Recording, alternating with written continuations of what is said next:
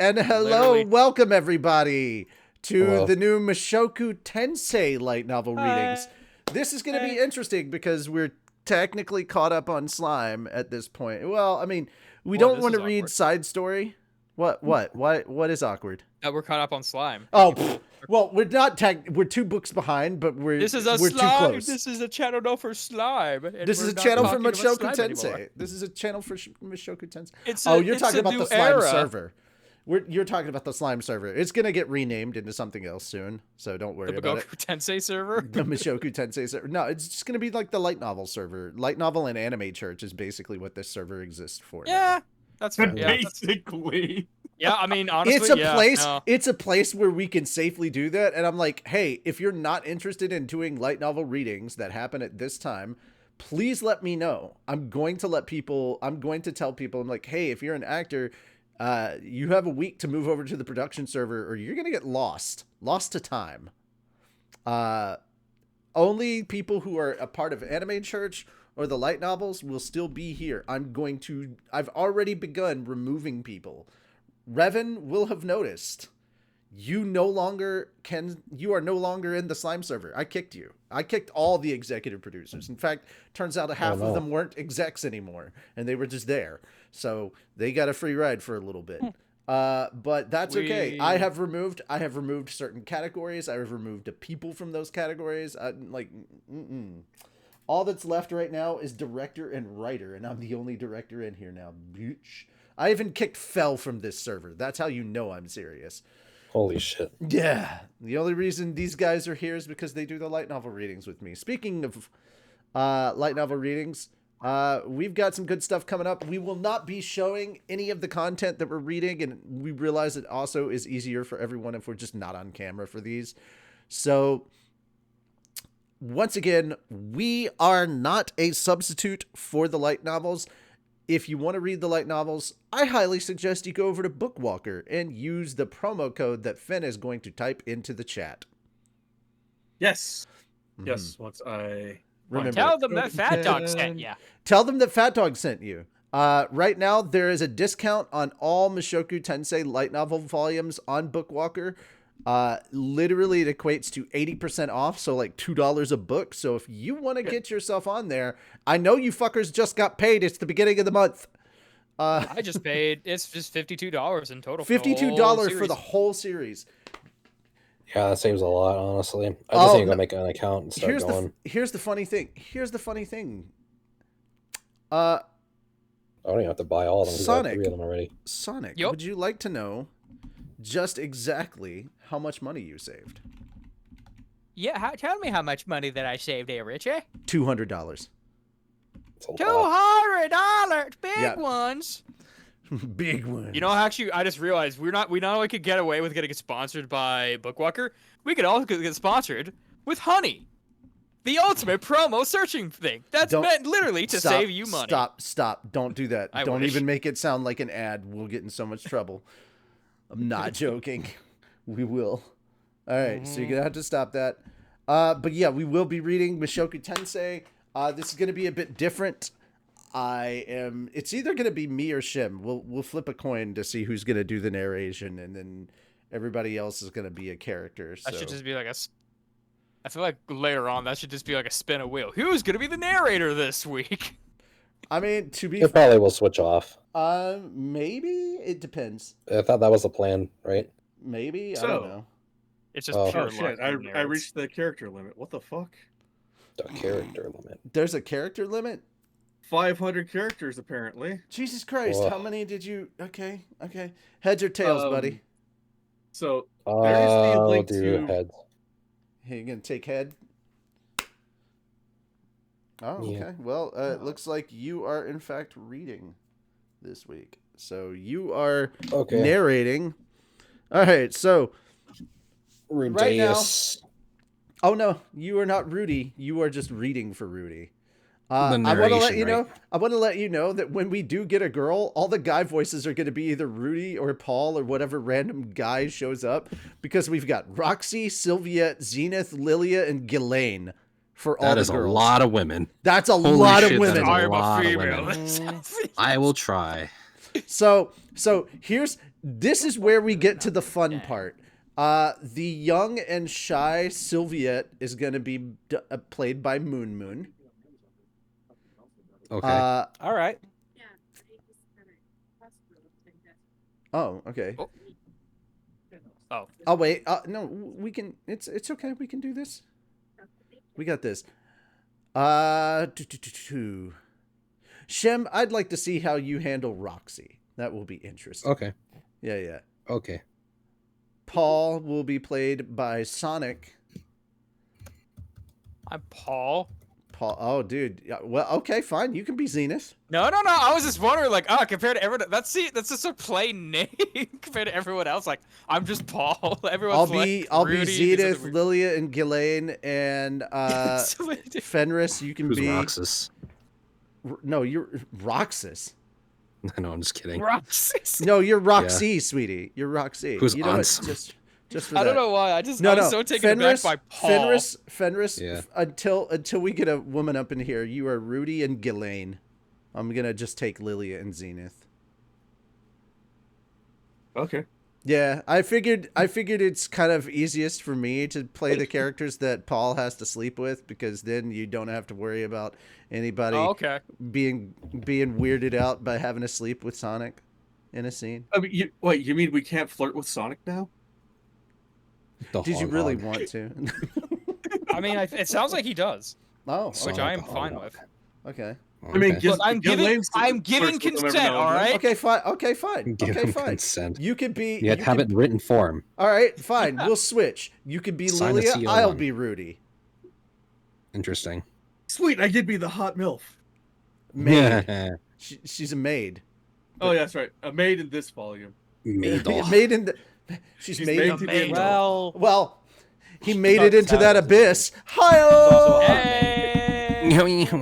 By the way, quick thing. I know at least that Finn and Moon have seen the series. Sonic, have you and Shim watched the anime? I'm at all? about to start actually. I watched 2 I episodes. know. Okay, so you're already That's 10 almost caught up. Jeez. No, two episodes. Oh, I heard Yeah, 10. No, 2. Okay. Yeah. Yeah. So you're kind of in the middle. I will let you guys know that season 1 is 6 volumes of content, but they do cut out some content. So the interesting part as we read this is that Fenris and Moon, you guys are going to get some extra context and content that wasn't in the anime. And it's going to be pretty interesting for you guys. So you'll get to experience that. If you guys don't know, I think we're on episode 9 of episode 9 of the second half of the second season. But we're toward the end of the second season. We are firmly in volume 12 in the anime right now. So if you have not been keeping up with that, highly encourage you to do so. That is basically everything I needed to say.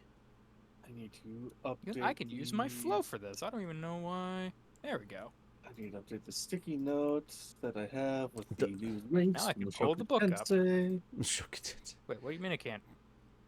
What do you There mean you go. can't, Oh, do I have to can't? log into Bookmarker? Because you Oh, I can't, have to can't. log- Okay. That might Yeah. be why.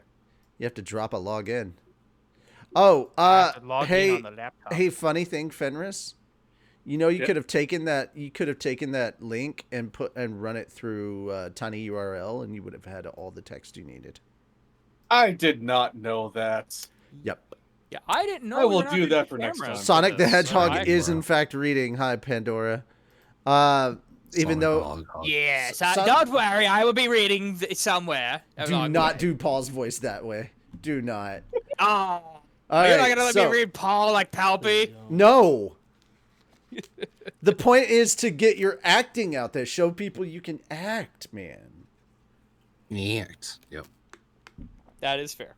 All right, treat this as if it's as if it's an audition for an audiobook. You definitely want to go like with this. But as I already, best- More I already serious. narrate for an audiobook. Well, now you're Wow. narrating for another one, and this one's way more official. That's Damn. fair. Okay, so which characters is Moon playing? Oh, now you're making me go back and look. You fucking Baxter. I am asshole. Sylphie. Will let me. Yeah, you're Sylphie. Roxy. Sylphiette and Anyone else? no, that's it for now. So who's playing Man God? Man God hasn't shown up yet. Won't be showing up. I'm just Man assigning. God. I am assigning stuff for characters that show up in those volumes right now. Oh, is it because I have it on the? Guys, if you go into the location 20 out of 2080, 2893, or whatever the fuck it is on Bookwalker, the pictures, okay? Right after the cover, there's a picture of like all the important characters that show up this volume. Shoot. Okay. I at least look at the. Okay. That's what I'm looking at because I'm like, oh, that's interesting. And then you go and it's like all the characters. Really, I probably should have said we needed to jump on like 30 minutes early so we could figure this shit out instead of doing it live. But you know what? That would not have It's- worked for me anyway. It's Fat Dog. It's Fat Dog. It's a Sitting here scuff for stream. an hour. We fucked up. I mean, like half Yeah. an hour for like the slime readings anyway. So what does it even matter? All right, so Read on Yeah, browser. that's our Is there a first way to reading not for a read new Bookwalker volume, on so browser? it's gonna take some setup. the first bit is a quote, and I want you to go ahead and read that quote now.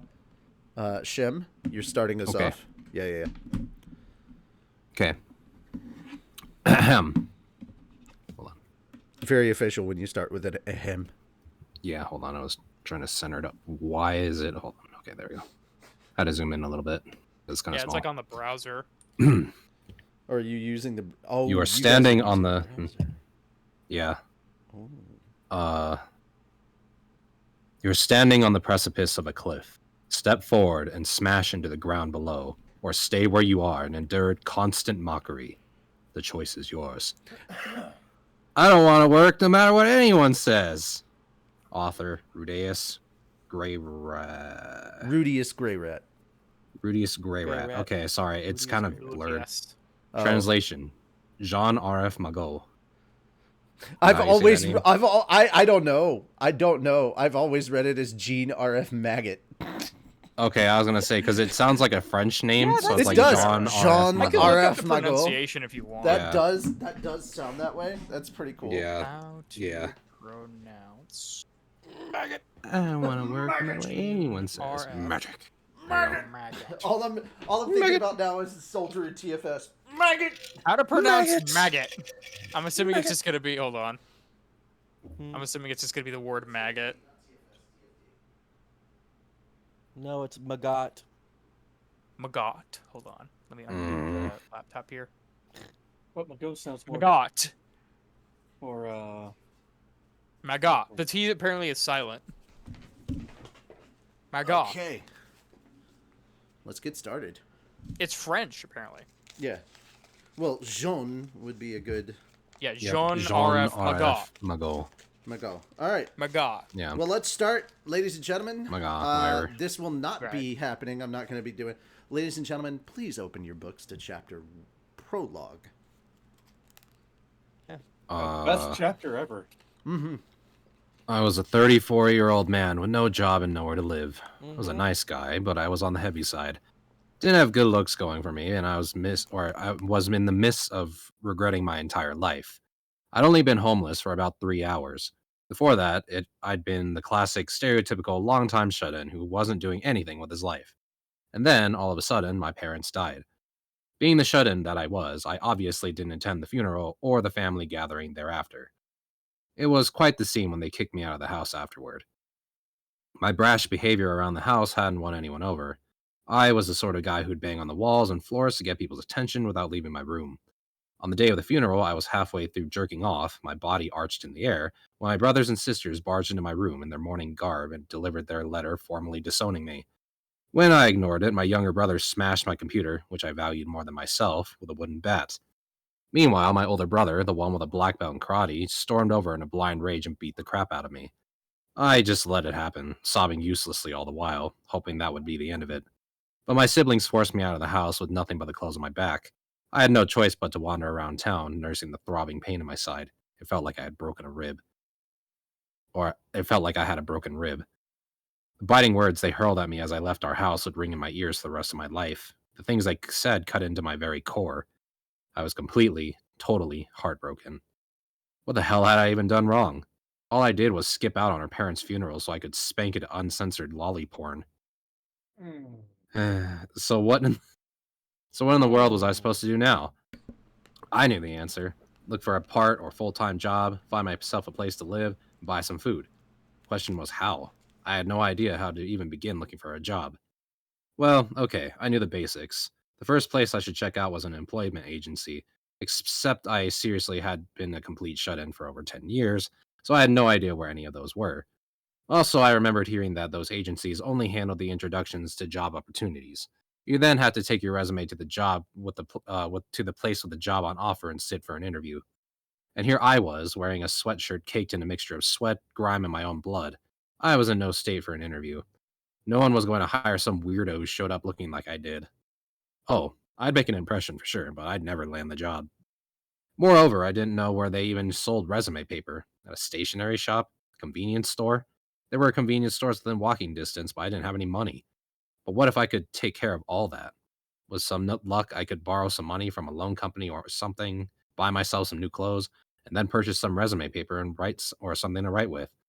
Then I remembered, you can't fill out a resume if you don't have an address or anywhere to live. I was hosed.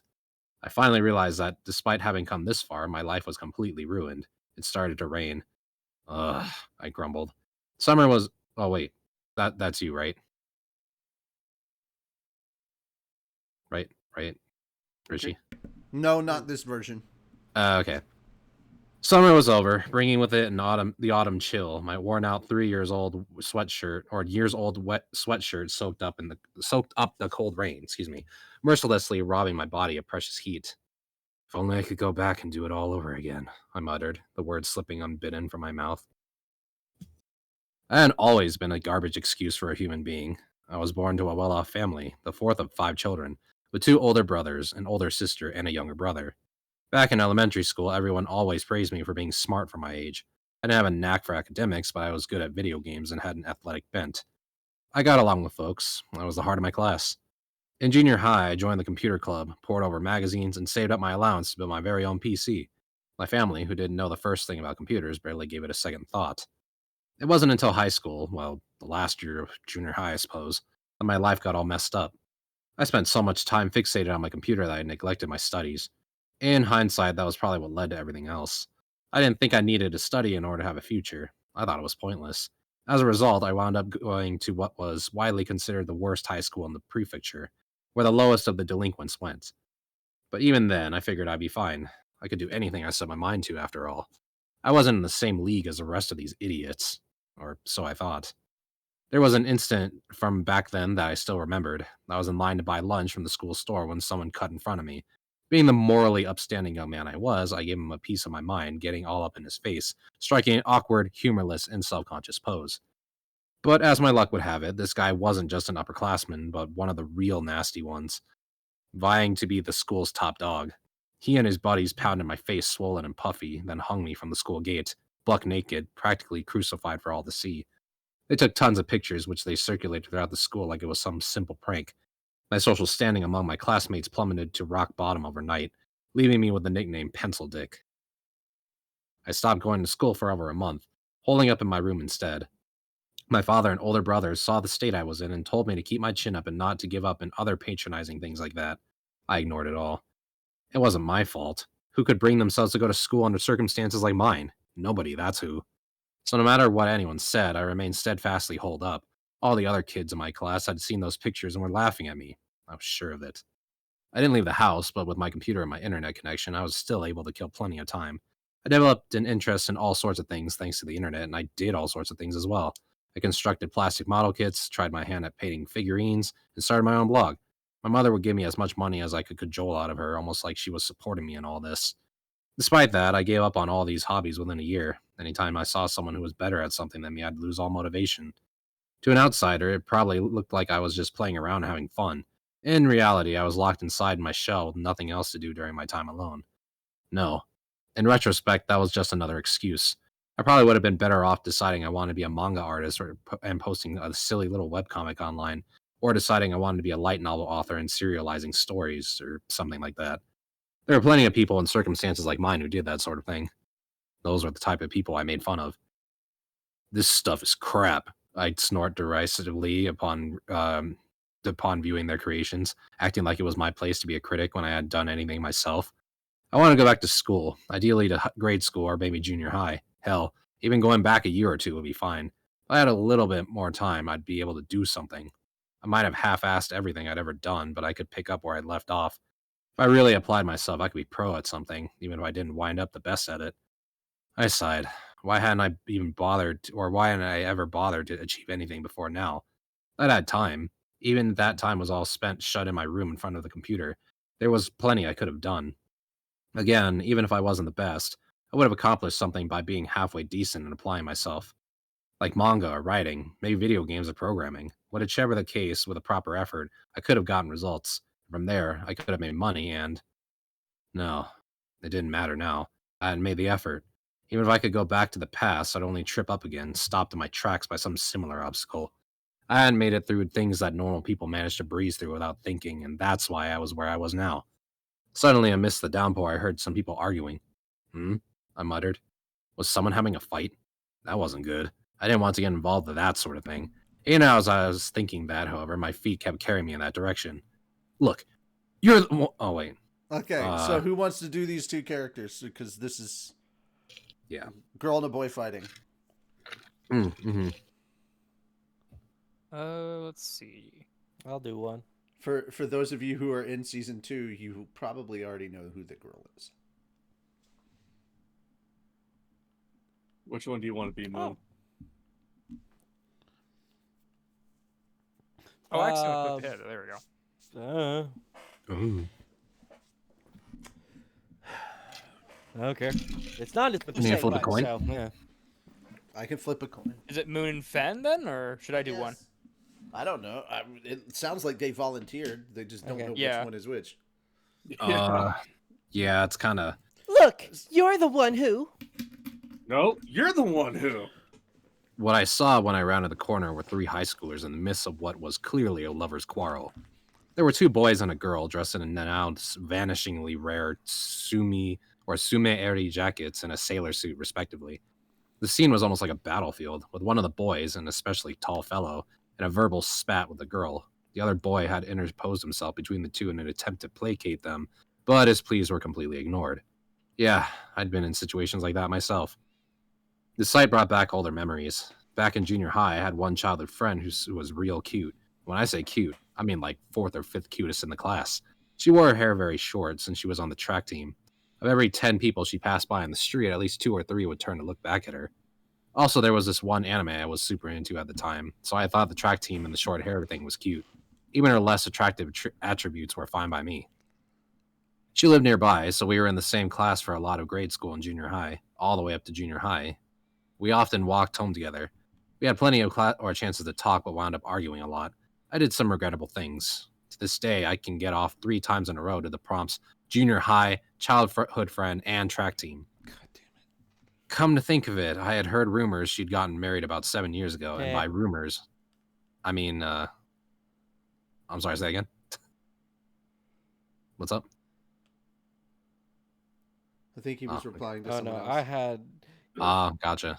Yeah. Don't worry about it. There is way too much of a delay.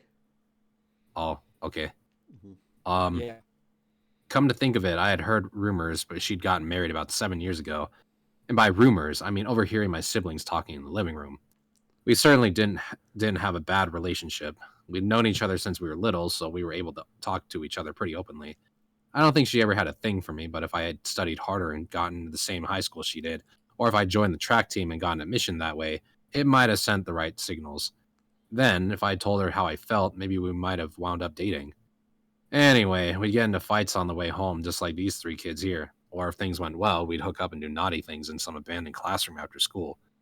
Shit, this sounds like the plot of some adult game I must have played. And then, I noticed something. There was a truck speeding right towards a group of 3 students. The driver was slumped over, asleep at the wheel. Kids hadn't noticed yet. Truck-coon! Yeah, there he is. Hey! Look out! I shouted, or tried to anyway. I'd barely spoken aloud in over a decade. My already weak vocal cords had further tightened due to the pain in my ribs and the chill of the rain. All I could muster was a pathetic, wavering squeak that was lost in the din of the downpour. I knew I had to help them. At the same time, I didn't know how. I knew that if I didn't save them, 5 minutes later, I'd wind up regretting it. Like, I was pretty sure seeing 3 teenagers splattered and paced by a truck moving at terrific speeds was something I'd regret. Better to save them. I had to do something.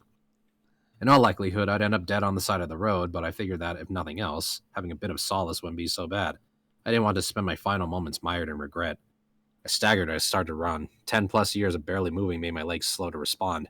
For the first time in my life, I wish I had exercised more. My busted ribs sent a startling joke of pain through me, threatening to bring me to a halt. For the first time in my life, I also wished I'd gotten more calcium. Even so, I ran. I was capable of running. The boy who had been yelling noticed the truck approaching and drew the girl close to him. The other boy who looked away hadn't spotted the truck yet. I grabbed him by the collar and yanked him behind me with all my might, then pushed him out of the vehicle's path. Good. Now that left the other two. At that very instant, I saw the truck right before me. I simply tried to pull the first boy to safety, but instead, I bodily switched places with him, putting me in harm's way. But that was unavoidable. It had nothing to do with the fact that I weighed over 100 kilos running at full speed. I'd simply stumbled a bit too far. The instant before the truck made contact, a light blossomed behind me. Was I about to see my life flash before my eyes like people said? Only lasted a moment, so I couldn't tell. It was all so fast. Maybe that's what happens when your life is hollow and half-lived. I was struck by a truck more than 50 times my weight and thrown across a concrete wall. The air was forced from my lungs, which were still spasming for oxygen in the wake of running flat out. I couldn't speak, but I wasn't dead. My ample fat must have saved me. Except the truck was still moving. It pinned me against the concrete, crushing me like a tomato. And then I was dead. All right. So, with that mental imagery in mind, already a much more descriptive, a much more defined set of events than the anime did for this little bit. Because this is maybe like 2 minutes, if that. I'd say it's probably somewhere about a minute to 45 seconds in the first episode. Truck-kun strikes again. They just kind of show the whole Truck-kun thing, and then they take you back through him reminiscing upon this. But as you can tell, you don't actually get the name of who Rudy was in his previous life. But at this point in time, clearly you understand this is not a person you should necessarily be rooting for. Like, the person they were in their previous life was an absolute piece of shit. And that's kind of the point. It's like, they realize that they're a piece of shit, so they're like, if I could go back and redo everything, I would. And that's kind of the point here. So I like this better than most other isekai out there, where you've got like your generic like every man who's nothing but a do-gooder, blah blah blah. It's like, no, it actually works better if it's a piece of shit trying to redo their life and redeem themselves and actually do better. That's why it's called jobless reincarnation, because this guy was just a morally bankrupt person. Wasn't he a NEET or something like that? They call it. Yeah, not educated employment or something else. Or training. Or training. Yeah. That's it. Yeah. Yep. I think the term now is just hikikomori. Yeah, that's shut in. Yeah. Chapter 1. Is this another world? When I opened my eyes, the first thing I saw was dazzling light. It grew to encompass my entire field of vision, and I squinted in discomfort. Once my vision adjusted, I became aware of the blonde young lady gazing at me. She was one gorgeous girl. Wait, no. She was definitely a woman. Who is she? I thought. By her side was a young man of roughly the same age, his hair brown, his awkward smile directed at me. He looked strong, proud, and impressively muscled.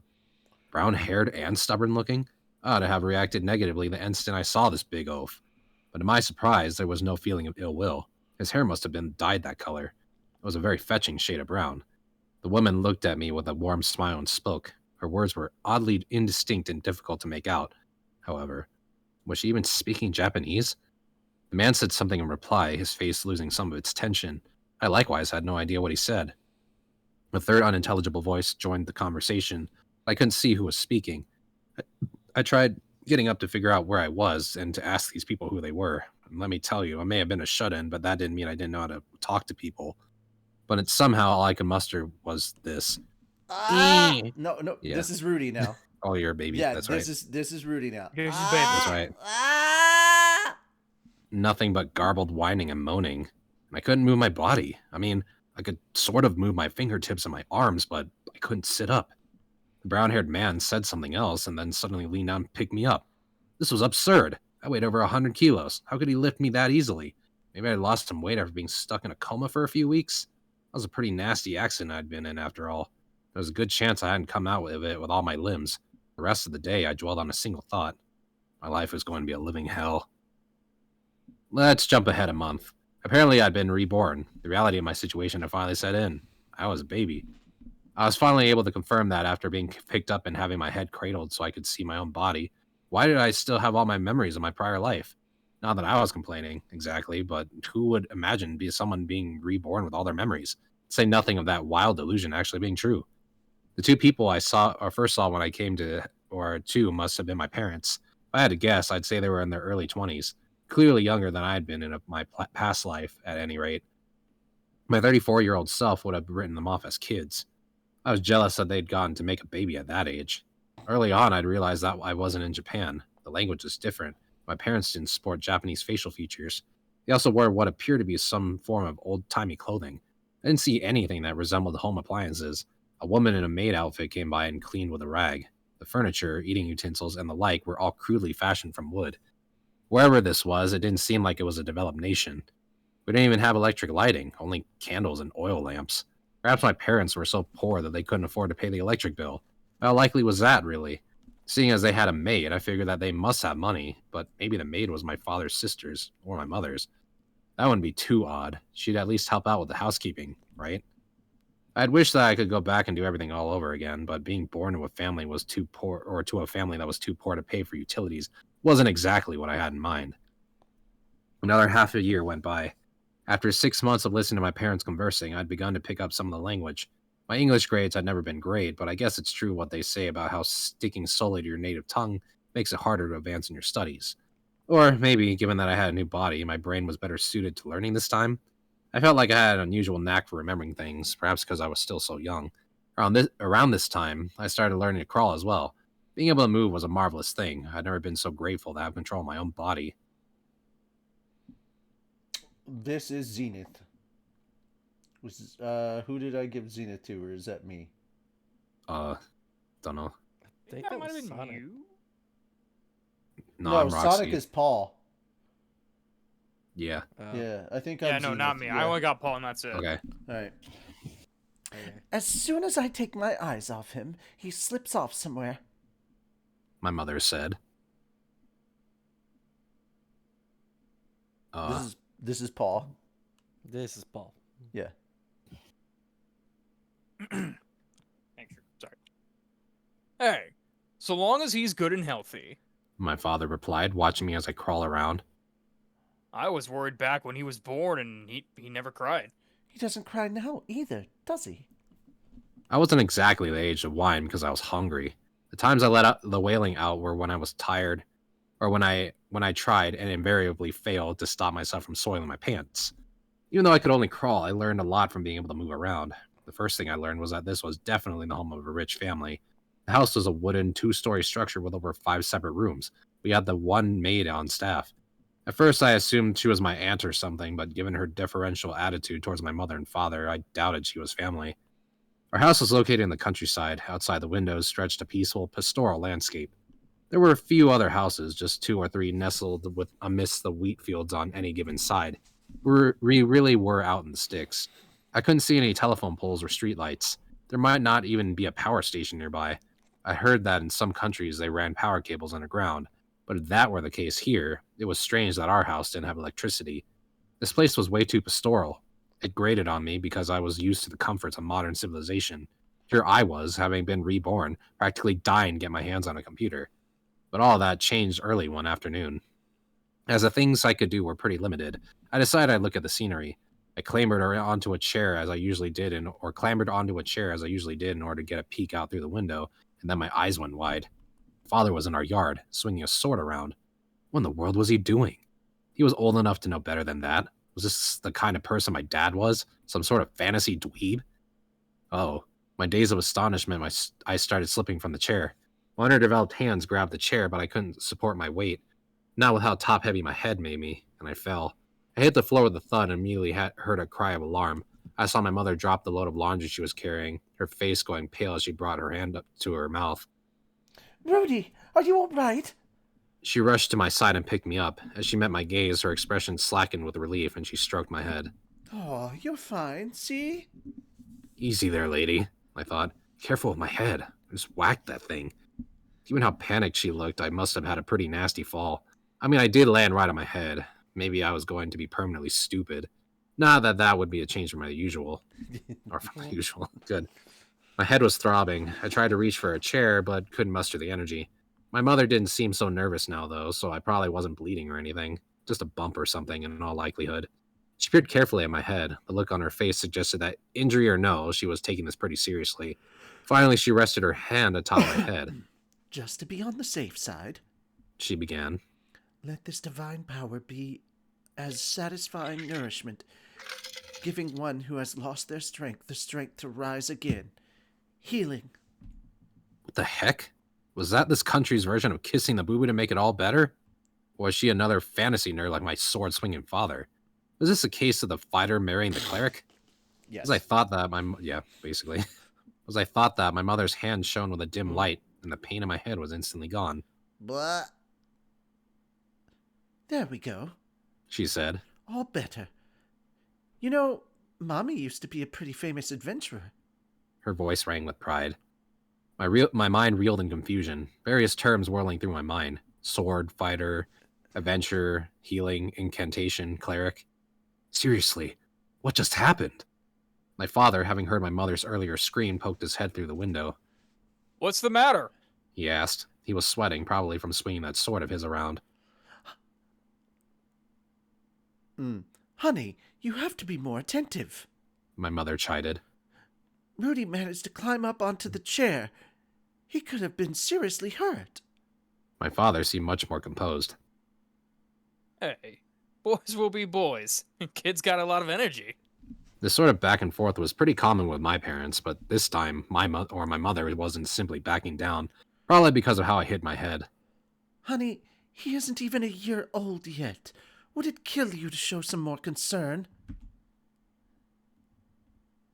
It's like I said, falling and stumbling and getting bumps and bruises is how kids grow up to be tough. Besides, if he got hurt, you can just heal him. I'm just worried that he might get hurt so badly I can't heal him. He'll be fine. My father assured her. My mother clutched me more tightly, her face going red. You were worried early on about how he wouldn't cry. If he's this much of a little scamp... Oh, sorry. That's the Nope, dad. sorry. Yeah. Yep. No, go for it. It's, Okay. Yeah, that it's was your you. line, sorry. You were worried early on about how he wouldn't cry. If he's this much of a little scamp, then he'll be fine. My father continued, and then he leaned in to give my mother a kiss. All right, you two, get a room, will ya? After that, my parents took me into the other room to put me to bed, then headed upstairs to make me a baby brother or sister. I could tell because I could hear the creaking and moaning coming from the second floor. I guess there was life outside the internet. And also, magic? In the wake of all that, I paid extra close attention to the conversations my parents had with one another and the helps. In so doing, I noticed them using a lot of words I wasn't familiar with. Most of these were the names of countries and regions and territories, all clearly proper nouns I'd never heard before. I didn't want to jump to conclusions, but by this point, that could only mean one thing. I wasn't on Earth anymore. I was in a different world. The world of swords and sorcery. And it occurred to me if I lived in this world, I could do all those things too. After all, this was a place of high fantasy, one that didn't obey the same rules of common sense in my past life. I could live as a typical person, doing the typical things for this world. Where I stumbled, I would get back up, dust myself off, and forge onward. My former self had died full of regret, died feeling frustrated at his powerlessness and how he'd never accomplished anything. But now I knew all of my missteps. With all the knowledge and experience of my past life, I could finally do it. I could finally live life. Right. All right.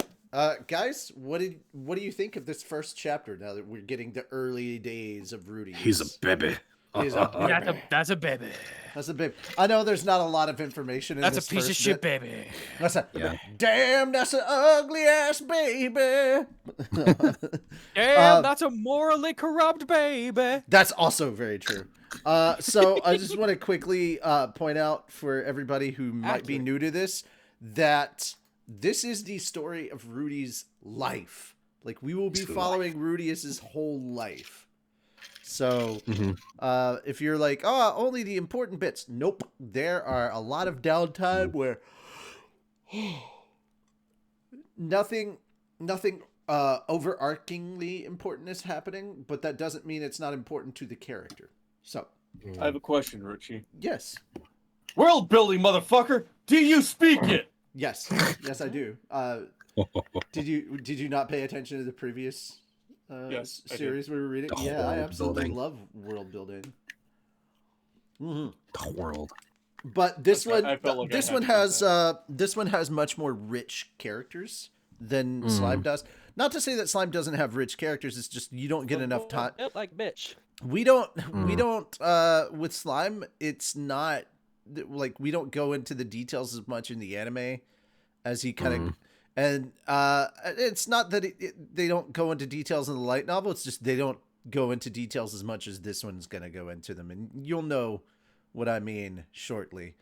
All right. Also, I had to hold myself back from making a Cromartie High School reference. Like I said, guys, the chapters in this one are much shorter. So we're already at chapter 2. Yeah. It's crazy how What fast. percentage of the book are we at? It's not 8%. good though. 8%? Oh, 8%, yeah. 9 on my side. I Yep. don't see it on That's my 'cause end. of I the miss window size. Kendall. No. I'm using. Chapter 2, The Creeped Out 230 Maid. of 2893. That's about where we're at. Yeah. Yeah, I mean, we've been zooming kind of fast. It is one of those ones. Like, guys, Yeah. you have to understand when, because I was reading this by myself. Yeah. On stream. Like, I was the only person reading this on Saturdays, and I would go for like a couple hours. I could get mostly done with a book, with one book, almost in one go. It's very quick to get through. All I right. also don't have to whip out the dictionary every freaking couple sentences. Yes, don't worry. please. I don't Don't want to worry, do that. I know that'll I'll come have it later. Ah. That'll come Also, later, this but is doing still. a much better I'm gonna job step at being away go for a like, second this to is the grab person that something is from the speaking. food Yeah. place. Lilia used to be a royal handmaiden for the Sura Palace harem. In addition to her usual duties as a lady-in-waiting, the role also called for her to act as a guardswoman. She'd been expected to take up arms and come to her master's defense should the need arise. She was devoted to her duties and carried out her job as a handmaiden without flaw or fail. When it came to her role as a fighter, however, her skill with a sword was merely adequate at best. As a result, Olivia found herself wholly outmatched when an assassin struck at the newborn princess, her opponent's dagger catching her in the leg. The blade had been coated with poison, the sort meant to kill even a member of the royal family, a troublesome toxin that could not be cured by purifying magic. Thanks to the wound being promptly tended by healing magic, and a doctor's attempts at neutralizing the poison, Lilia had managed to survive, but there were lingering after effects. They didn't pose an impediment to her daily life, but she could also no longer run at any real speed. Her gait reduced to a clumsy stagger. Lilia's life as a warrior had come to an end. The palace promptly discharged her from her position. Lilia understood why perfectly well. It only made sense to lose a job she was no longer able to perform. Although this left her unable to pay even her basic living expenses given her position in the court, she considered herself lucky not to have been executed in secret, and so Lilia left the capital. The mastermind behind the princess's assassination attempt was still to be found. As someone familiar with the palace harem's inner workings, Lilia was well aware that she was likely a target. Or perhaps, had the palace set her free to lure out whoever was behind this plot? When she had been brought into the court, she had been curious as why they'd taken on a low-born woman such as herself.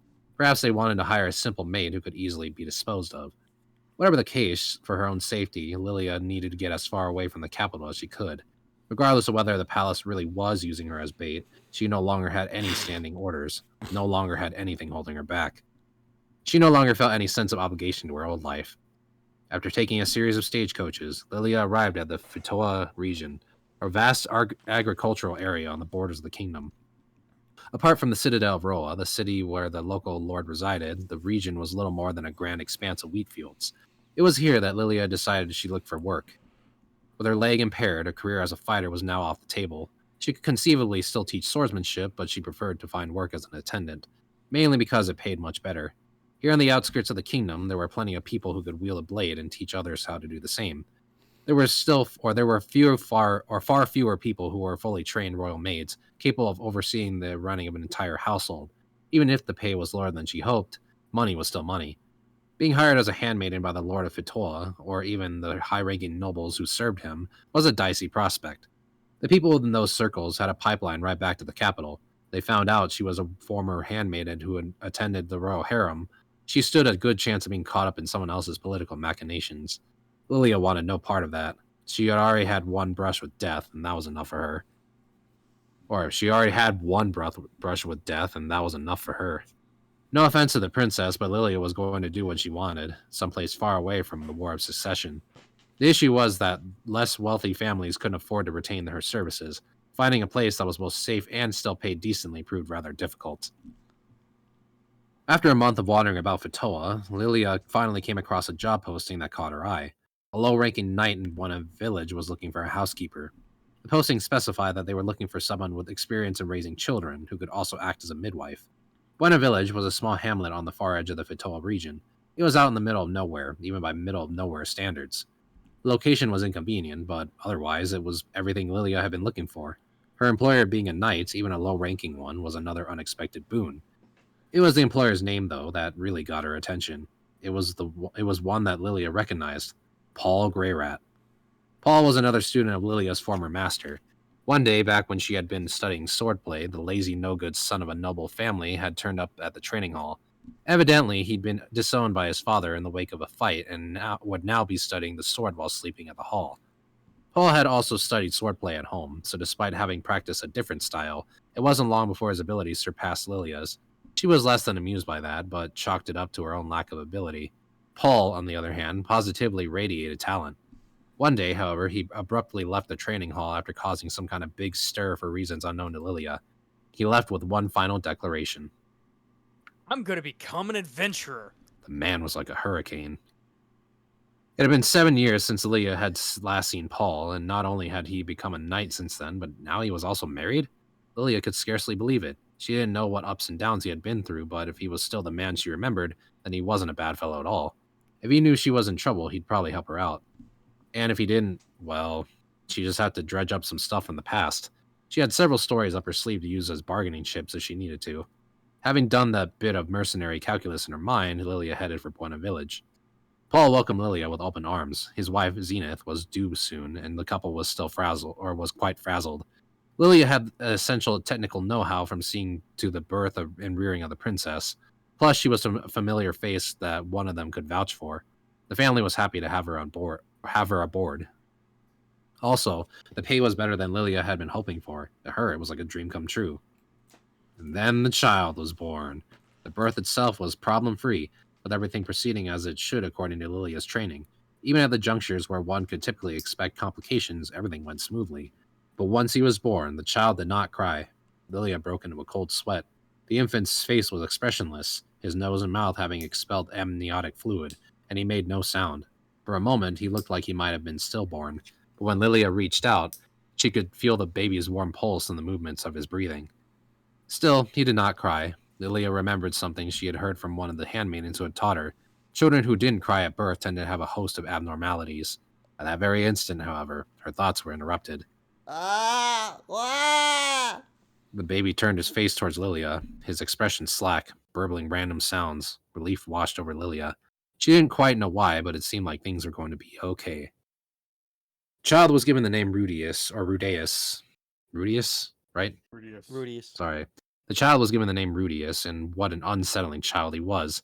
He never cried and never made a fuss. It might just have been that he was physically frail, but that notion was soon proven false. Once Rudeus learned how to crawl, or Rudius, sorry. Rudius learned how to crawl. Yeah, Rudeus. Yeah, that's why I keep reading as Rudeus. Well, think of it like this: it's Rudius because we keep like calling him Rudy. To Budius. Yeah. Once Rudius learned to crawl, he began to make his way anywhere and everywhere around the house. The kitchen, the back door, the supply shed, the cleaning closet, the fireplace, and so on. Sometimes, somehow, the he back door, even... you say? Somehow, he even made his way to the second floor. As soon as anyone took their eyes off him, he was gone. Regardless, he would have inevitably be found within the house. For some reason, Rudius never ventured outside. He'd look out the windows, but perhaps he was still too scared to leave the house. Lilia wasn't sure when she developed an instinctual fear of the child. Was it around then, with him slipping away whenever unobserved, always needing to be tracked down? Rudius was always smiling, whether he was in the kitchen staring at vegetables, or at the flickering of a candle in its holder, or at unwashed undergarments. He was always burbling under his breath, chuckling as an unsettling grin rose to his face. It was the kind of grin that viscerally repulsed Lilia. It reminded her of the smile she had gotten from a particular cabinet minister as she made her way between the harem and the royal palace in the past. He was a bald man, his smooth head gleaming in the sunlight, and his corpulent belly wobbling as he walked. Rudius's smile resembled the grin on the minister's face when he eyed Lilia's chest, a smile like that coming from a mere baby. What happened when Lilia picked Rudius up was particularly worrisome. His nostrils flared, the corners of his mouth drew up, and he'd start panting and bury his face against her bosom. His throat would twitch as he made weird, gleeful little giggles. It was enough to send a chill down Lilia's spine, almost to the point where she wanted to reflexively hurl the boy to the floor. The child showed absolutely no affection. That smile of his was, quite simply, creepy. The same smile as that cabinet minister who was rumored to have purchased a number of young women as slaves. And this was an infant, smiling like that. Nothing could be more unsettling. Lilia felt she was bodily at risk from a baby. She could only wonder why this child was so strange. Was he possessed by something malevolent? Had some curse been laid upon him? When she considered those possibilities, Lilia knew she couldn't stand by idly. She rushed to the store, spending a small sum of what she needed. Then, when the gray rats were asleep, and without asking Paul for his permission, she performed a traditional charm of banishment from her homeland. When Lilia picked Rudius up the next day, she was certain it hadn't worked. The baby still had the same unsettling aura. Just the look on his face was enough to give her the creeps. Zenith herself had often said things like, Shoot, didn't realize I was still muted. yeah. When that boy's feeding, he really goes at it, doesn't he? She was completely unperturbed by the whole thing. Even Paul, a man of weak principles who was something of a womanizer, didn't give up vibes like his son did. The boy didn't even line up with his own parentage. Lilia had once heard a story in the palace harem, back when the Asuran prince was still a baby. He'd crawl all around the harem grounds night after night. It turned out he was possessed by a demon. Not knowing this, one of the attendants picked him up and he pulled out a knife he'd hidden being behind his back. Is that what that's meant to be? He'd hidden behind his back and killed her by stabbing her. Gotcha. Yeah. He'd hidden behind his back and killed her by stabbing her in the heart. It was a frightful story, and Rudius was just like that. Lilia had no doubts. This was another case of demonic possession. Oh, the boy was calm and placid now, but once the demon within him awoke, he'd make his way through the house while the family was asleep and kill them all one by one. Lilia had been far, far too hasty. She never should have taken this job. At some point, she knew she was going to be attacked. She was, after all, the type to take superstitions quite seriously. When I get that feeling, it's a sexual demon. That must be extremely unsettling from her point. Oh yeah, absolutely, yeah. It's weird.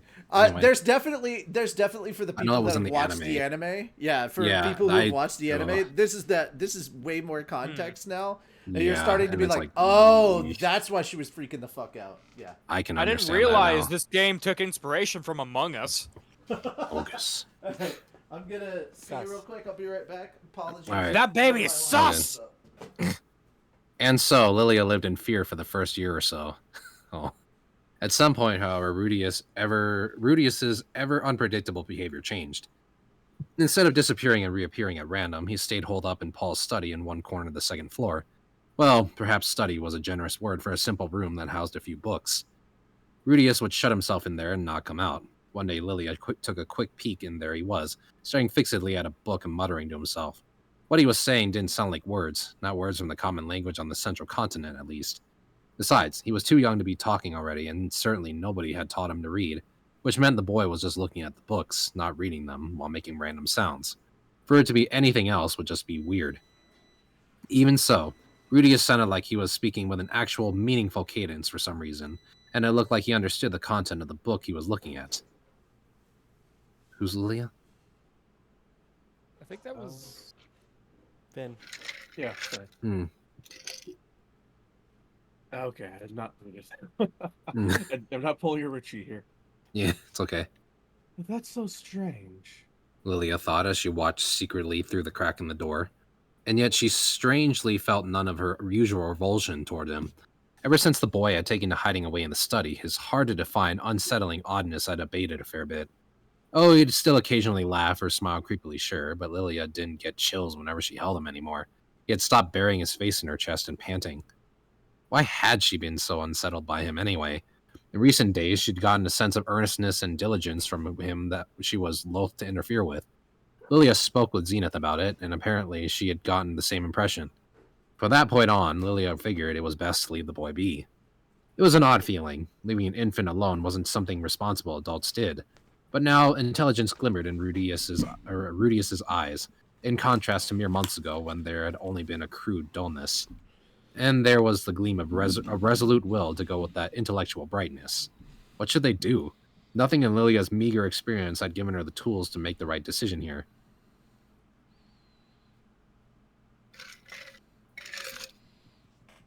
Lilia.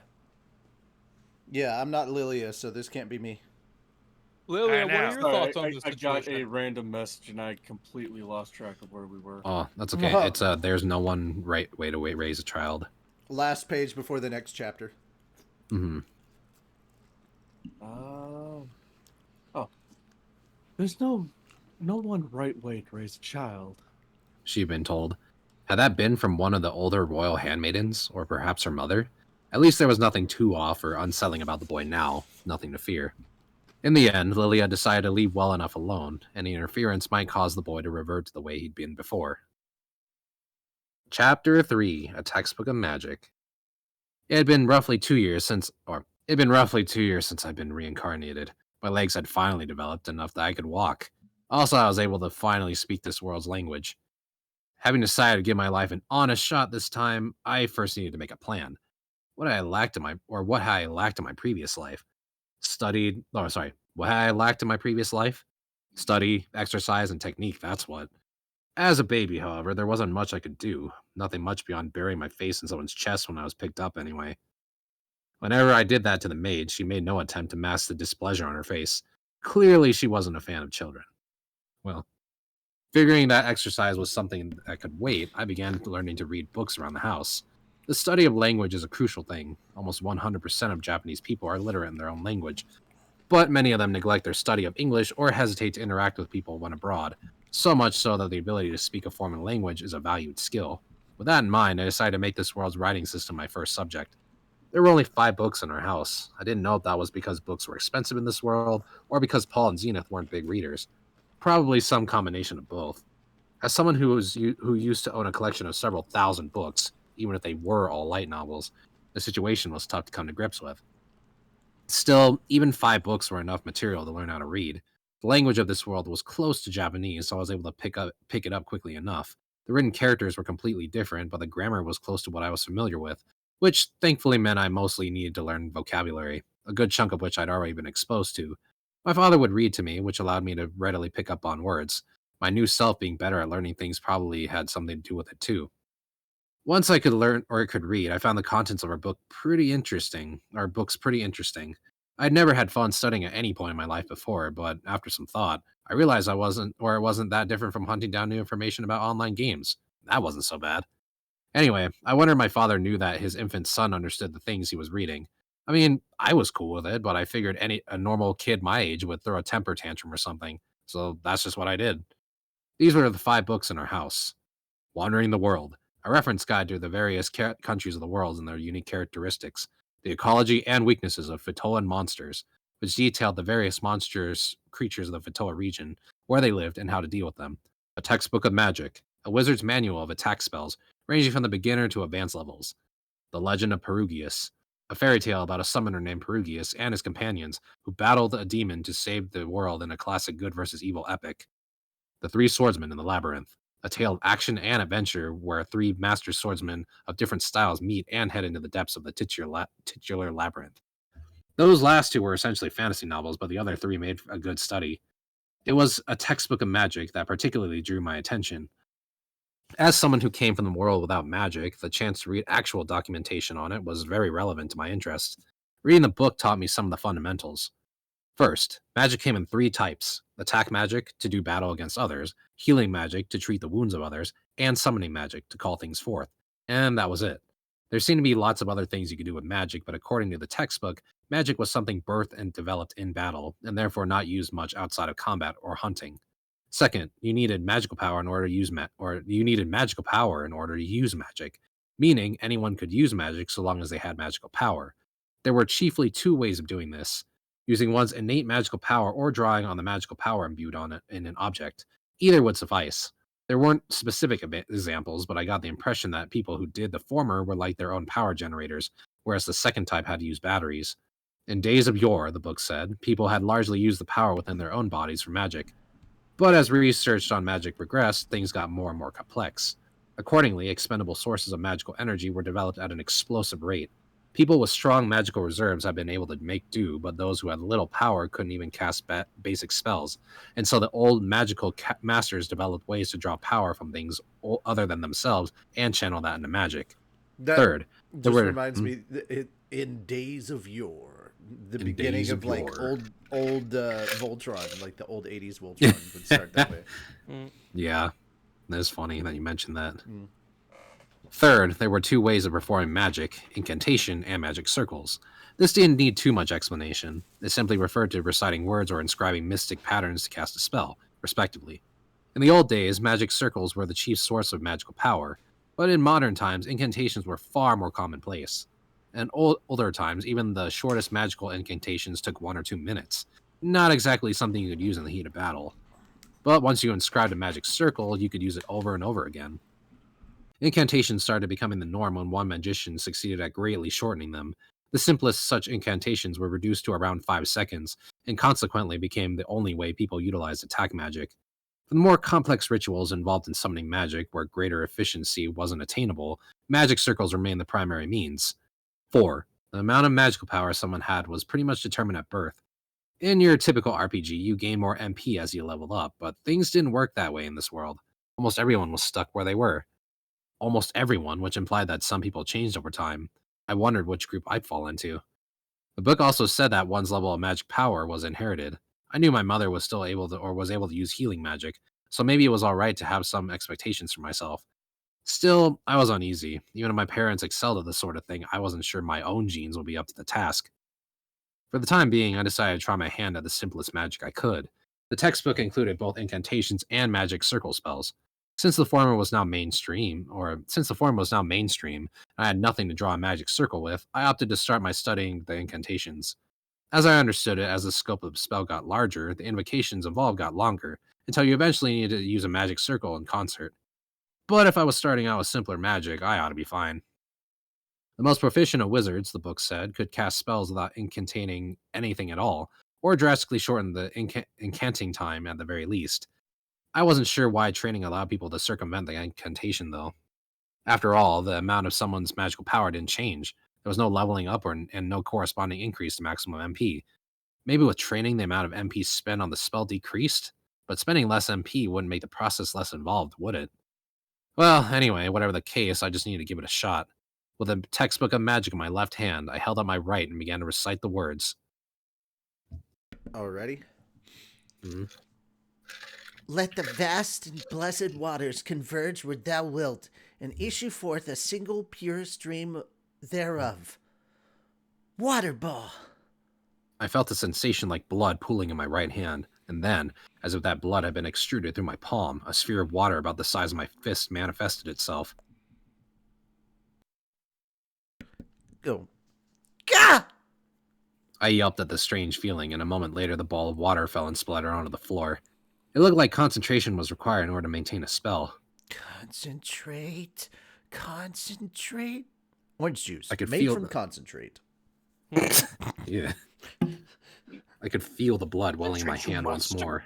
That's it. Well, There Not we to go. poop your pants, you should. Oh, God. Jesus. Yeah. Bloodbending. Yeah. Yeah. Funny joke. Anyway, Funny joke. there we go. Good stuff. Good stuff. Yeah. All right. That's it. There we go. Yeah, this feels right. Once again, I held out my right hand, forming an image in my head as I recalled how things had gone the last time.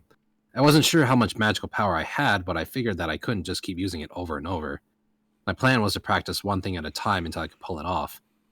I would form the image in my mind and play it out over and over and try to enact it upon reality. If I tripped up, I would call that image back to my mind until I had it perfectly emblazoned within my head.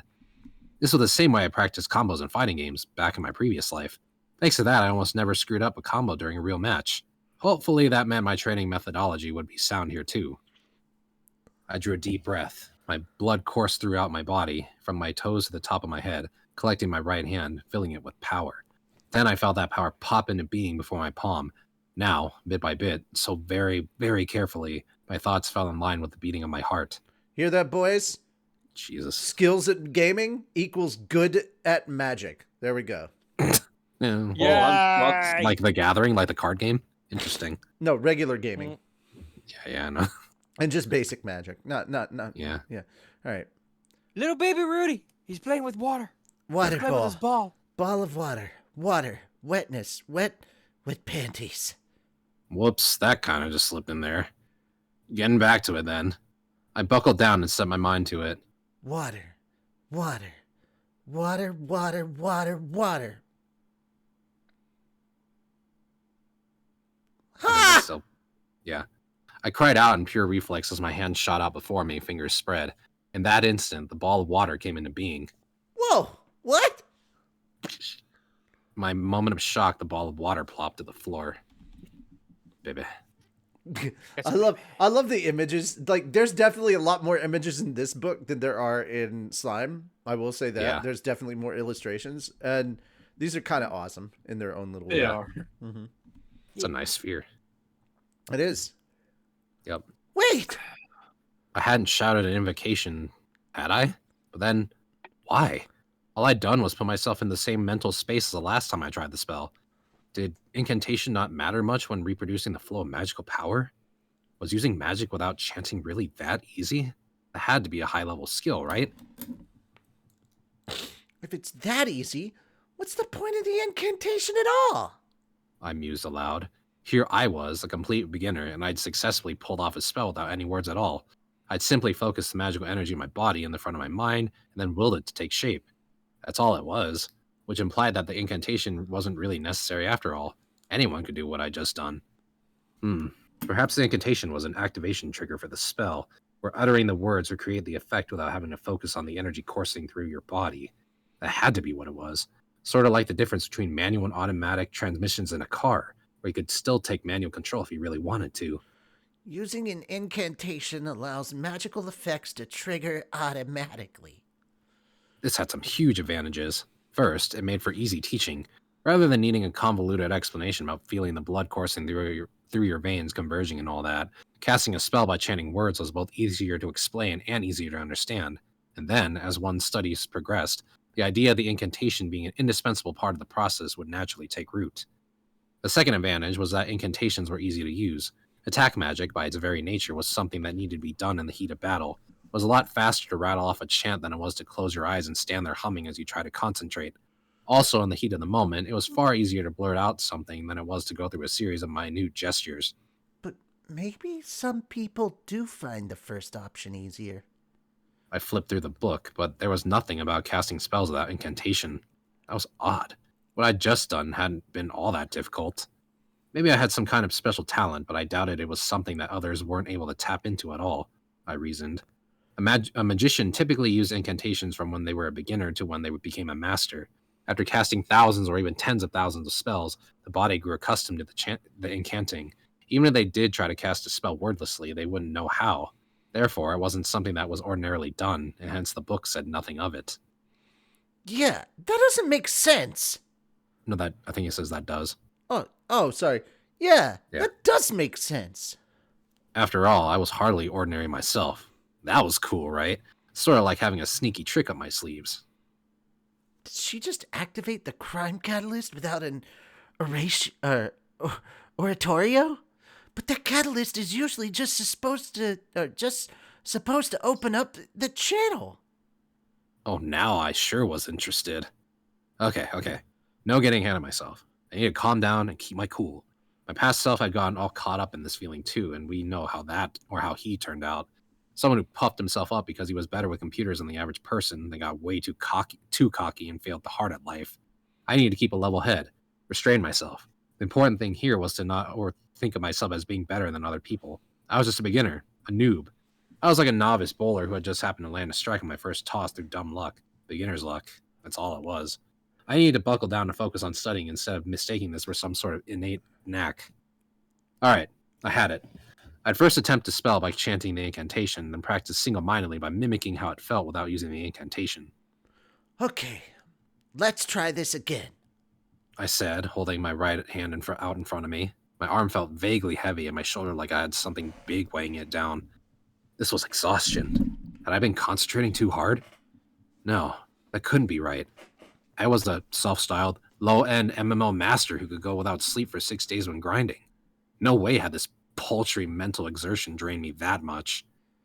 Am I out of MP then? What the heck? If someone's magical power was determined at birth, did that mean I only had enough MP to cast 2 water ball spells? That seemed way too low. Or maybe since this is my first time, I just had less magical power to work with? No, that didn't make sense. I tried once more, just to be sure, or just to make sure, and I wound up passing out. Honestly, Rudy, My mother said. when you get tired, you need to go to the toilet first and then get to bed. I woke to find I'd fallen asleep with a book in my hand and wet myself in the meantime. Damn it. I couldn't believe I'd wet myself at my age. That was humiliating. Damn it. How could I... Wait. I was only 2 years old, right? Wetting myself was still forgivable at that age, yeah? So it seemed my magical power had been too low after all. That deflated my mood some.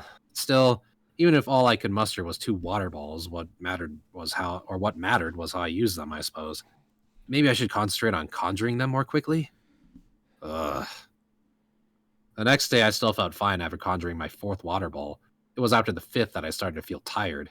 What the hell? Given my experience the day before, I knew that casting another would cause me to black out, so I decided to stop. And then it hit me. That put my limit at 6 water balls. Twice what I'd managed yesterday. I stared into the bucket that held 5 spells worth of water and wondered why I'd been able to do twice as much as the day before. Had I been more tired because it was my first time? Had the spells consumed more MP because it was my first time casting them? I cast all my spells today without incantation, so I doubted it had to do anything with that. I had no idea. Perhaps my abilities would go further the next day. The following day, my water ball count increased significantly. Now it was up to 11. What was the deal? It felt like the more I used the spell, the more I was able to use it. If I was right, I would be able to pull off 21 the next day.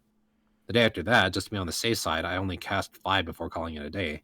The day after that, though, I managed 26. It looked like I was right. Using the spell more frequently did allow me to cast it more. I've been lied to. What was all that stuff about a person's magical reserves being set at birth? People were just assigning limitations to talent when I didn't have any. How dare adults tell children where their limits are? Guess I can't take what this book says at face value then. I muttered. The stuff written in the book seemed to take the perspective that there were limits on what a person could achieve. Or maybe it was talking about how things worked after training one's skills? Perhaps the book was saying that there was an upper limit on the magic power and no further amount of effort and training could get you past. No, it was still too soon to come to that conclusion. For now, that would just be a hypothesis. Maybe it was like, maybe someone's power increased as they grew or something, and using magic during childhood might rapidly cause that upper limit to increase, which meant I alone had a special quality that... No, I'd already said I wouldn't consider myself special. In my former world, they said that exercising while you were growing let your abilities develop more rapidly. Conversely, after you were done growing, improvement only went so far even with intense effort. We might be talking about magic in this world, but the realities of how the human body worked couldn't be that different. Or it couldn't be that different. The principle was still the same. Which meant there was only one thing for me to do. Continue honing my skills as best as I could while I was still growing up. The next day, I decided that I would continue to push my magic to its limits daily, which increased how much I could use it. As I could recreate the right feeling, casting a spell without an incantation was easy enough. I hoped to master the beginner spells for each branch of magic before long. By beginner spells, I meant the most basic spells that could be used for offense. This included spells like Water Ball and Fireball, as well as other even more entry-level spells. Spells were broken up into 7 levels of difficulty: Beginner, Intermediate, Advanced, Saint, King, Imperial, and Divine. Typically, magicians with training could use the advanced spells from the discipline of magic they focused on, but could only use beginner or intermediate spells from the other schools. Once someone was able to cast spells of a rank higher than advanced, they were acknowledged as a fire saint or water saint or whatever, depending on their chosen branch. Saint tier magic. I kind of hoped to be that good someday. My magic textbook, however, only included fire, water, wind, and earth spells up to the advanced level. Where was I ever going to learn saint tier magic then? I shouldn't dwell on it that much. I shouldn't dwell on that so much, I decided. An RPG maker. I don't know why they censored Just say it. RPG maker. I was going to say an RPG maker. I know what that is. Mhm. You start out by making all your strongest monster first. Odds are it's going to just be frustrating. You need to start with low-level stuff like slimes. Yeah, I've done that before. Although I personally never managed to complete anything in that game, even when I did start with slimes. Beginner level water spells listed in the tome were as follows: Water Ball hurls a spherical projectile of water. Water Shield causes a spout of water to erupt from the ground, forming a wall. Water Arrow launches a bolt of water roughly 20 centimeters long at the target. Ice Smash strikes an opponent with a mound of ice. Ice Blade creates a sword made of ice. These were all beginner spells, but the amount of magical power they required was very different, taking somewhere roughly between twice and 20 times as much as the basic water ball spell.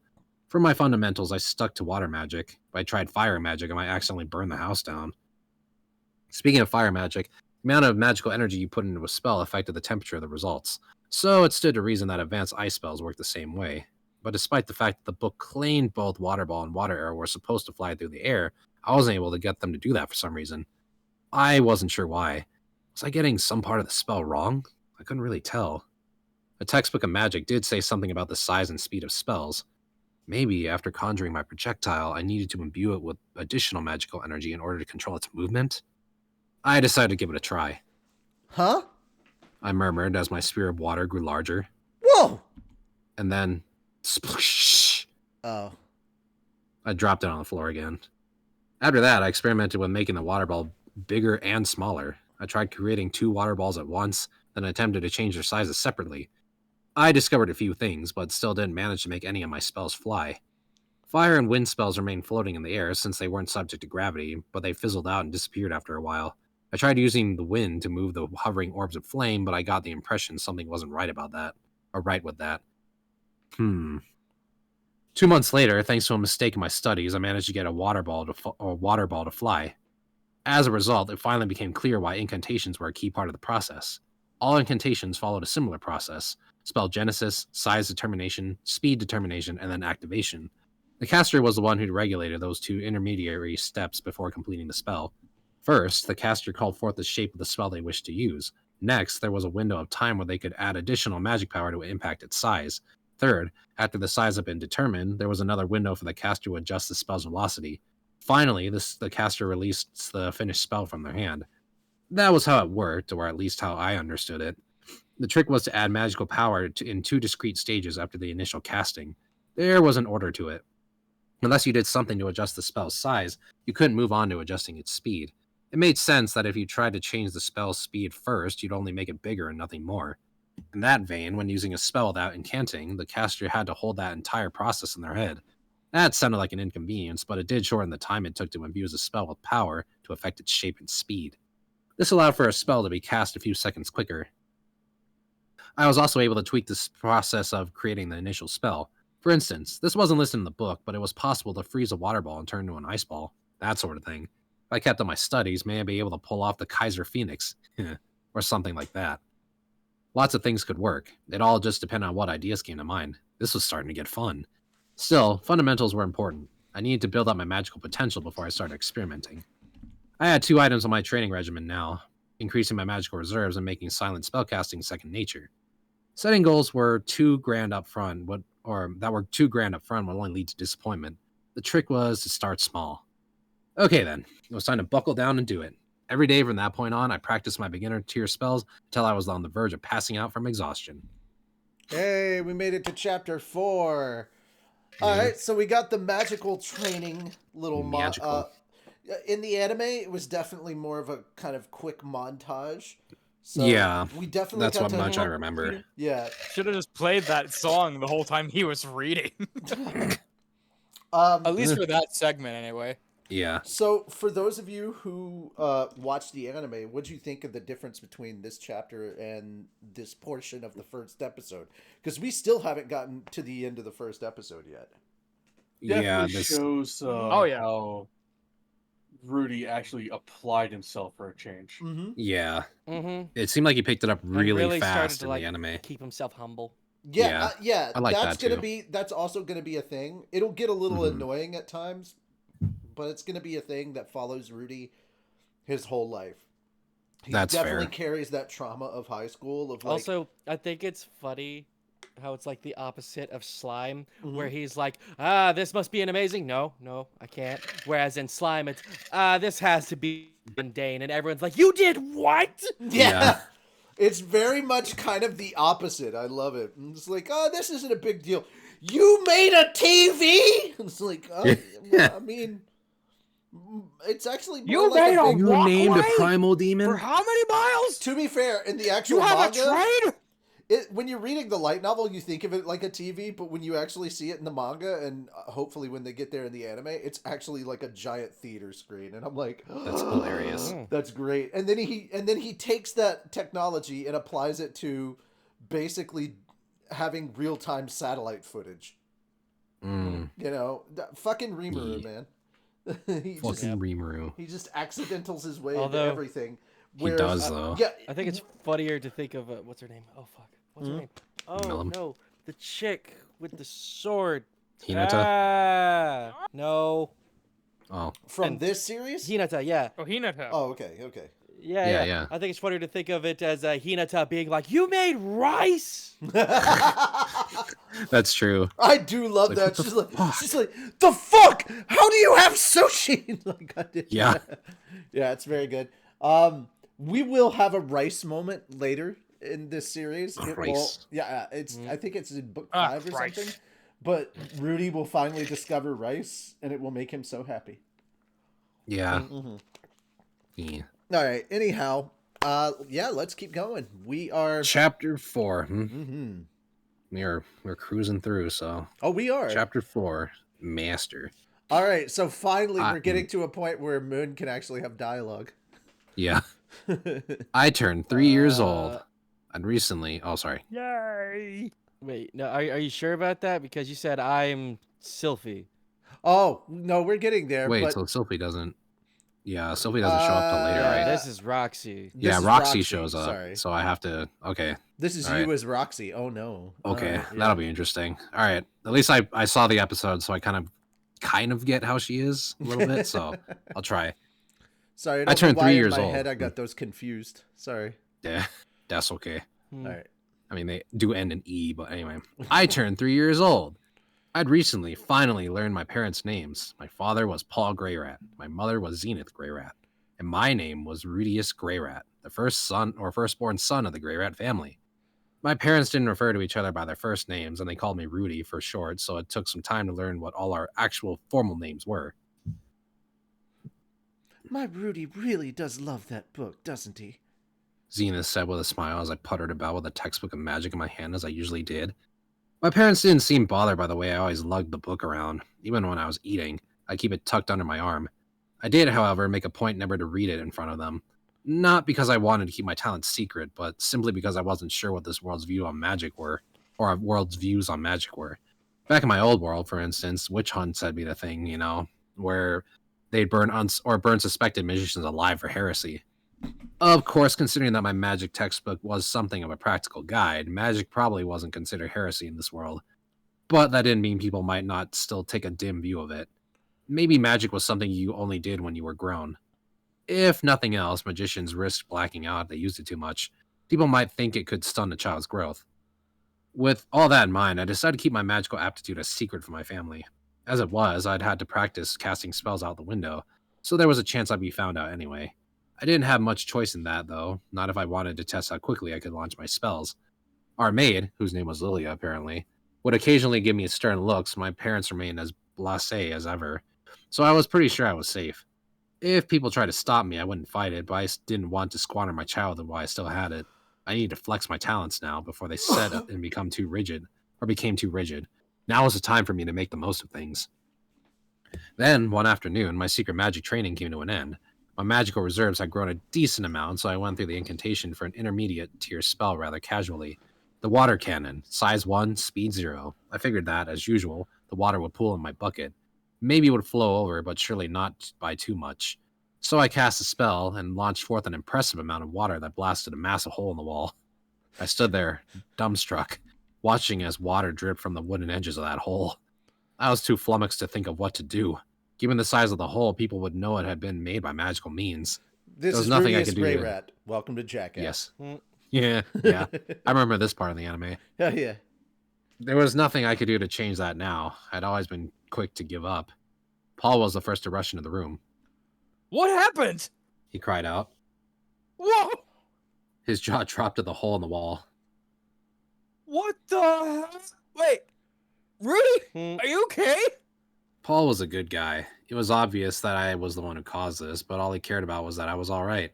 He went on his guard, carefully checking the surroundings. Was there a monster? He muttered under his breath. No.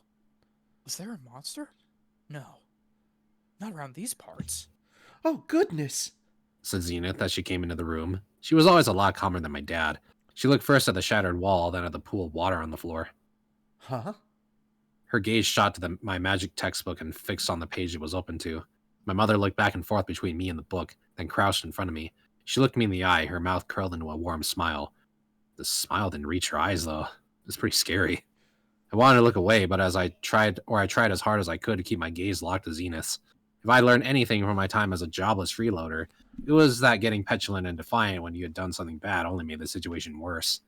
So I wasn't going to take my eyes off hers no matter what.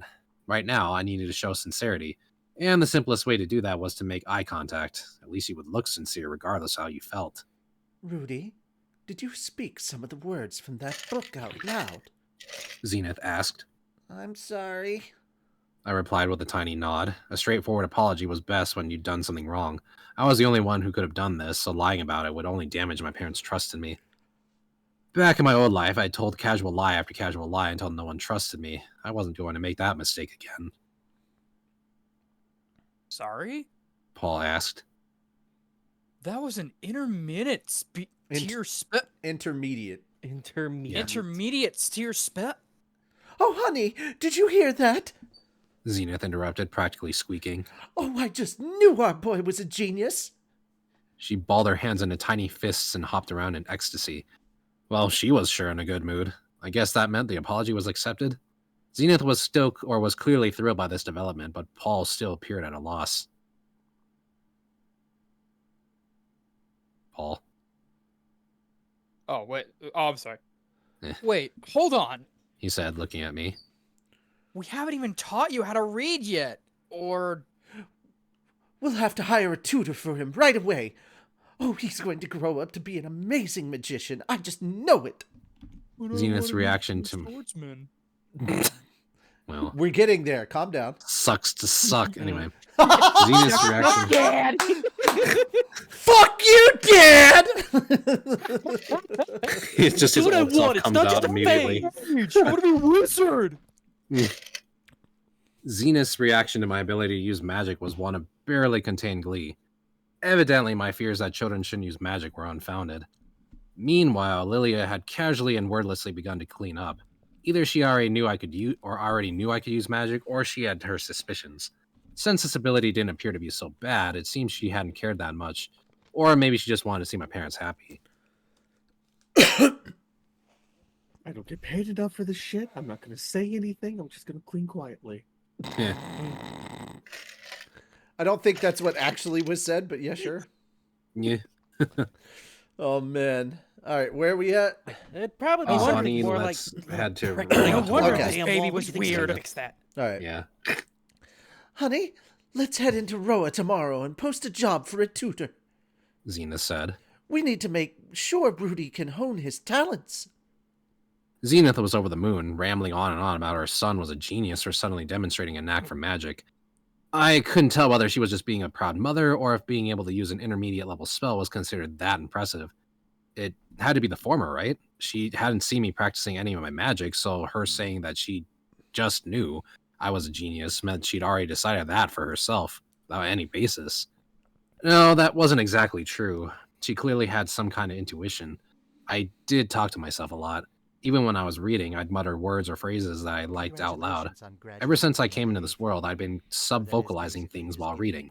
At first, it was all in Japanese, but after picking up the local tongue, I subconsciously started using that instead. When Zenith heard me utter words, she would pipe up to explain what they meant. This was also how I learned a lot about this world's proper nouns, but that's not really relevant here. Nobody had said anything. Thank you so much for the 11 months. We appreciate it. Yeah, almost a full year. Cheers. Oh wait, where? Oh, okay. Nobody had said anything as I went about teaching myself this world's language. Nobody taught me the words I was reading either. From my parents' perspectives, they were seeing their child read when he hadn't been taught, as well as speaking the contents of books aloud. Of course they think I was a genius. I mean, if it were my kid, that's what I'd think. That's how it went in my past life. After my younger brother was born, he was faster to grow up, faster in picking things up compared to me or my older brothers, including speaking and walking. My parents were the sort of easygoing folks who cheekily say, "Oh, I wonder if he's a genius," even when it was nothing that impressive. I had to keep in mind that, while I might have been a jobless high school dropout, I also had the mental age of a person in his mid-30s. I could do this. That's so true. Yeah. I'm trying to find where you are. Honey, we have to get him a home tutor. Okay. Honey, we have to get him a home tutor. Zenith said. I'm sure we'll be able to find a great magic instructor in Roa. Apparently, parents were the same no matter where you were. Anytime a kid shows some inkling of special talent, it's straight to making sure they get a proper special education for their gifts. In my old life, my parents heaped praise on my younger brother for being such a genius and gave him a whole bunch of stuff to learn. Paul was less enthusiastic about Zenith's suggestion to find me a home tutor for magic. Hold up now. Didn't you promise that if we had a boy, we'd raise him to be a knight? So a girl would be a magician. No, that's the end. Sorry. So a girl would be a magician, but a boy would be a knight? They must have agreed to that before I was born. Daxter, just to point out, they've already talked about that. He was thinking, like we covered that previously. You must have just missed it. But yeah, the light novel covers that too. Rudy thinks there's an Inquisition that kills magic users is also something he thought briefly in the light novel. Oh yeah, nobody expects the Spanish Inquisition. No one expects the Osseran Inquisition. Nobody expects the Truck Inquisition. Do they still use the comfy chair as a punishment? Possibly. All right. But he can already use intermediate magic at his age. Zenith rebutted. With the right training, he'd be an amazing magician. Promise is a promise, though. Don't you talk to me about promises. You break your promises. You break promises all the time. You're talking about me right now. And so my parents got into a bit of spat while Lilia continued calmly going about her duties. The argument dragged on for a bit until, as Lilia finished cleaning up, she said with a sigh, "What if he studies magic in the morning and practices swordplay in the afternoons?" That suggestion put the argument to rest, and my silly parents decided on their kid's studies without bothering to take his feelings into account. Well, no big deal. I did promise to give it my all in this new life, after all. And so it was decided that a home tutor should be hired for me. I gathered that the position of personal instructor to a young noble was a well-paying one. Paul was one of the few knights in the area, which made him a fairly low-ranking noble himself, so I wondered whether he could offer competitive pay. We were out in the sticks on the far border of the kingdom, though, and out on the frontier, high-level talent, especially for something like a magician, was in short supply. If we put in a request to something like a mage's guild or an adventurer's guild, would anyone even respond? My parents also seemed worried by that prospect, but they apparently found someone promptly. because my lessons were going to start the next day. And since there was no inn in our village, my teacher would be living with us. My parents were fairly certain that my teacher would be some retired adventurer. Young people wouldn't come all this way to the boonies, and there was no shortage of jobs for royal magicians back in the capital. As I understood it, in this world, only advanced level magicians taught the arcane arts. So whoever we got would at least be an intermediate or advanced level adventurer, possibly higher. In my mind's eye, I pictured a middle-aged or elderly fellow with many years of diligent study under his belt, complete with a long beard that was requisite for such wizards. Hey, I'm Roxy. It's a pleasure to meet you.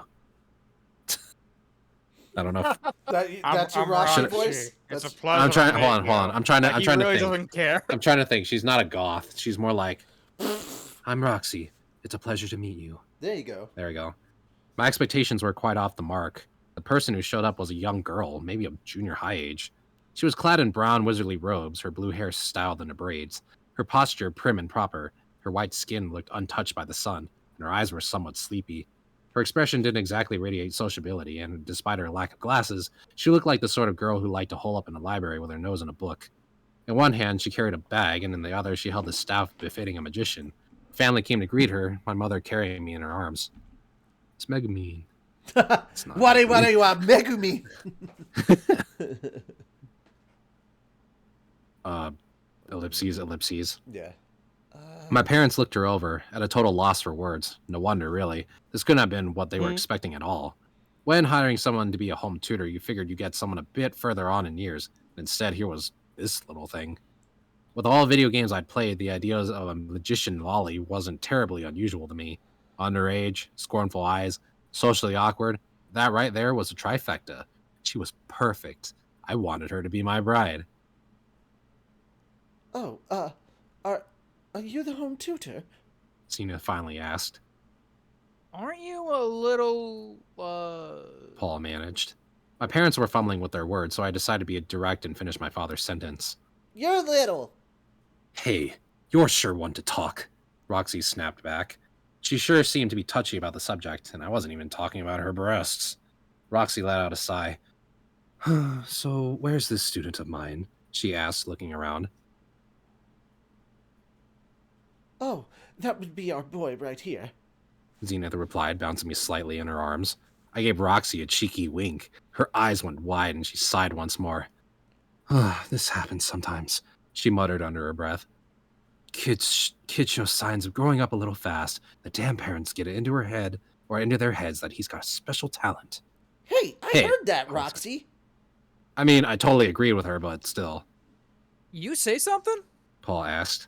Oh, nothing, she replied. I'm just not sure that your son would be able to understand the principles of magic. Oh, don't worry. Zenith said, brimming with motherly pride. Our little Rudy here is brilliant. Yet again, Roxy sighed.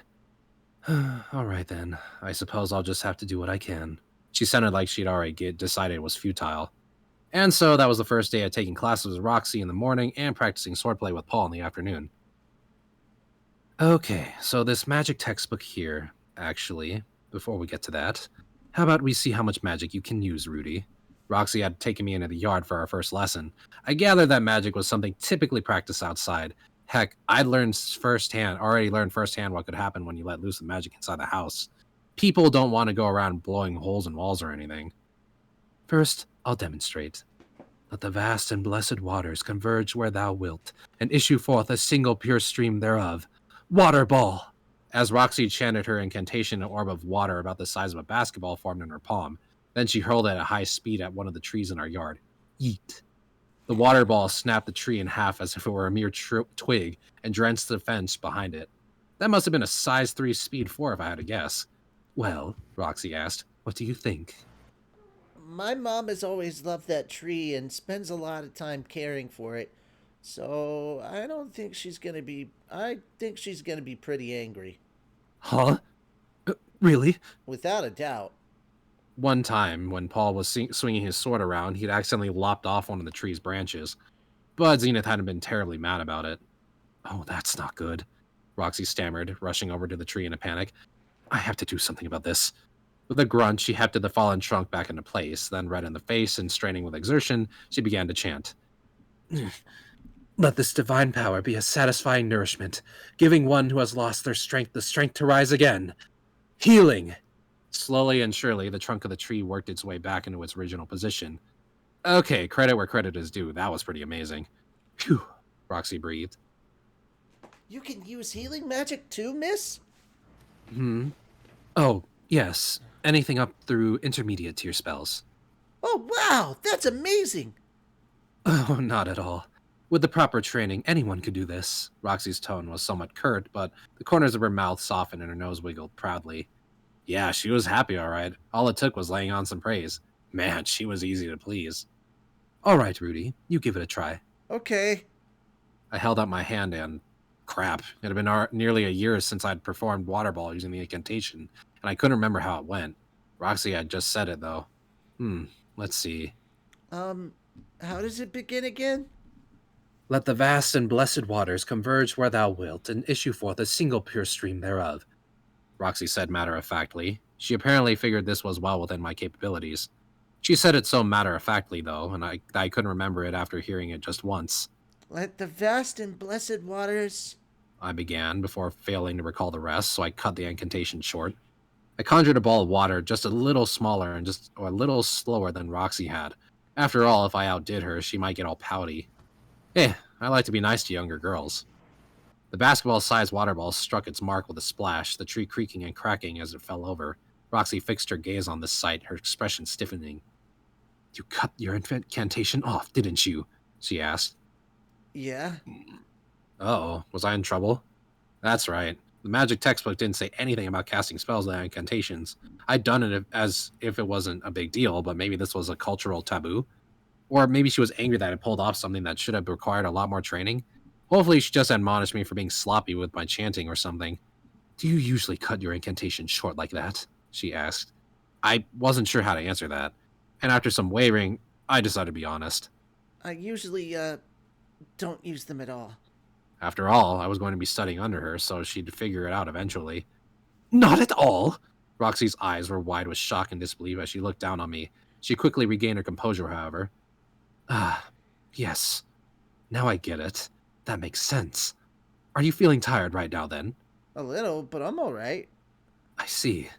Well, the size and force of your water ball was just fine. Thank you. Finally, Roxy cracked a smile, a real one, and then she muttered to herself, maybe it is worth training this kid. Again, I can still hear you. Okay, let's move on to the next spell. Roxy said excitedly, flipping through the magic book once more. Ah! From behind us, a scream split the air. Zenith had come outside to see how things were doing. She dropped the beverage-laden tray she'd been carrying and brought both her hands to her mouth as she looked over at the mangled, toppled tree. Sadness filled her face. A moment later, that sadness was replaced with livid anger. She stomped over to Roxy, getting right in her face. Miss Roxy, honestly, could you please not use my trees for experimentation? Hey, Rudy's the one who did it. If Rudy did it, it's because you let him. The whites of Roxy's eyes grew, her body tensing as if a thunderclap had just gone off. Then she hung her head. Hey, that's what you get for trying to shift the blame onto a 3-year-old. No, you're absolutely right, she murmured. Please see to it that this doesn't happen again, young lady. It won't, ma'am. I'm so sorry. Xena went over to the tree and restored it to its former beauty with her healing magic before heading back into the house. Well, I sure messed this up pretty quickly, Roxy mused. Miss? I'm guessing I'll be let go tomorrow. She sat down on the ground, drawing little circles in the dirt. Wow, she really could not even take the slightest punishment, could she? I stood next to her and patted her on the shoulder, but said nothing. Rudy? I wasn't sure what to do after patting her on the shoulder. I hadn't really struck up a conversation with anyone in close to 20 years, so I couldn't find the words to comfort her. I honestly didn't know what the right thing was to say in this sort of situation. No, I just needed to calm down and think. What would the protagonist of an adult dating sim say to comfort someone at a time like this? Okay, I was pretty sure it would go something like this. You didn't fail here, miss. Rudy? You just earned some more experience, that's all. Roxy was taken back. Yes, you're right. Thank you. Uh-huh. So, could you please continue with our lesson? And so, right from day one, I formed a little bond with Roxy. Cool. Cool beans. Alrighty. It's almost Yep. 10 o'clock. I gotta Yep. tell my Alexa to shut up, Water. so give me a second. Mm.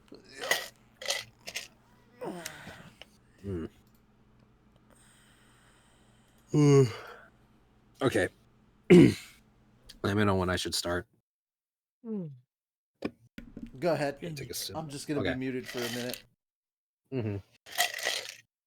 Afternoons were spent practicing swordplay with Paul.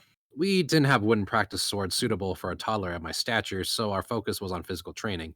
Running, push-ups, sit-ups, that sort of thing. According to Paul, getting my body used to moving was the first priority. On the days he was too busy to train with me, he told me to keep up with my fundamentals. Guess dads are like that in every world. I just had to grin and bear it. A young child doesn't have the stamina to spend an entire afternoon exercising, so we'd finish up around mid-afternoon. That being the case, I decided to spend my time between then and dinner working on spells. Adjusting the size of a spell increased the amount of magical power needed to fuel it. There was the default amount of power a spell took to cast if you put no conscious effort into it when the incantation finished, and making a spell larger than that consumed an accordingly greater amount of magical power. Sort of like the law of conservation of mass.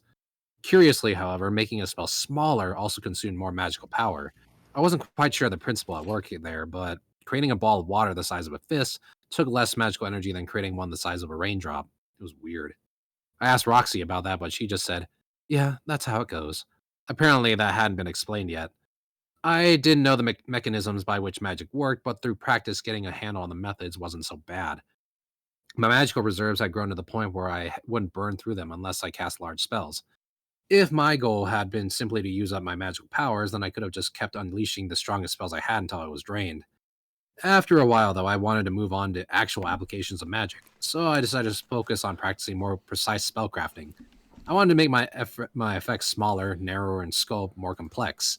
For instance, creating sculptures out of ice, making my fingertip glow with fire to write on planks of wood, taking dirt from the backyard and separating it into its constituent components, locking and unlocking doors, and so on. Reshaping something that was already hardy and solid was obviously more difficult.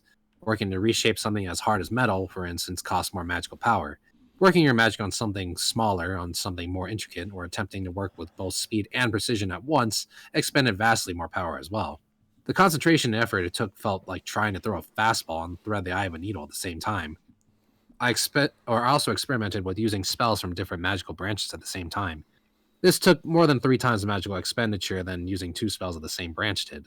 In other words, trying to be quick and precise with 2 spells of differing schools simultaneously was a great way to blow through all your magical reserves at once. My training went on like this, day after day, until I reached a point where I couldn't see the bottom where my reserves tapped out even after spending more than half a day using magic. I got the sense that I had built them up to sufficient levels, especially for a slacker like I used to be, I thought. But I was quick to caution myself. The body goes soft when one slacks off from their physical training. For all I knew, magic could be the same. Now that I built up my reserves, I wanted to keep training and make sure they stayed that way. One night, while practicing some magic, I heard the lascivious sounds of a creaking bed frame and lurid moaning coming from somewhere. Well, not somewhere, really. It was coming from Paul and Zena's bedroom, and were the sounds vigorous. In the not-too-distant future, I might be welcoming a little brother or sister. Hopefully a sister. No more younger brothers for me. In my mind's eye, I could still see my past life's younger brother winding up a full swing with his bat, smashing my beloved PC to bits. I didn't need a younger brother, but a kid sister would be nice. Oh, man. In my old life, I'd just stay put and bang on either the wall or the floor to shut people up whenever I was disturbed by sounds like these. Thanks to that, my older sister stopped bringing guys home entirely. Man, that brought back memories. At the same time, I'd always thought people who did that sort of thing were blights on the world. It reminded me of the people who used to bully me, sneering down at me from a position out of my reach, filling me with an anger I had no outlet for. Even if the perpetrator was somehow brought low to my level, he'd still look at me and ask, What? You're still here? It was the worst. But things weren't like that anymore. Maybe because I was now a child, or because it was my parents going at it, or just because I was more focused on my future. Hearing them doing their business actually brightened my mood. I could tell roughly that what they were getting into just from the sounds. Oh, good. It seemed that Paul was pretty good in bed too, even though Zenith was out of breath. I heard him say, "Oh, I'm just getting warmed up," before he went back to thrusting. He sounded like the main character of a pretty rapey adult dating sim. Boundless virility and all. That's a sentence I read in my life. Okay. That is yep. Yeah, there's a Him. lot of stuff Yeah. in Mushoku Tensei that's gonna be Yeah. like, I read that. Yep. Yeah. Great. Yeah. You I mean, made me it was say already that. from like the There's first gotta be that one paragraph. I was like, okay. Yeah, it's gonna be Hmm. that kind of book. Yeah. Mhm. As Paul's son, maybe I'd inherited some of that sexual prowess. And one day I would awaken to my powers, find my heroine, and make my way into the pink. That sort of thing excited me at first. Watch season 2, everybody. Just I watch season have 2. to. Okay, during these paragraphs, I have to make him sound like a fucking creep.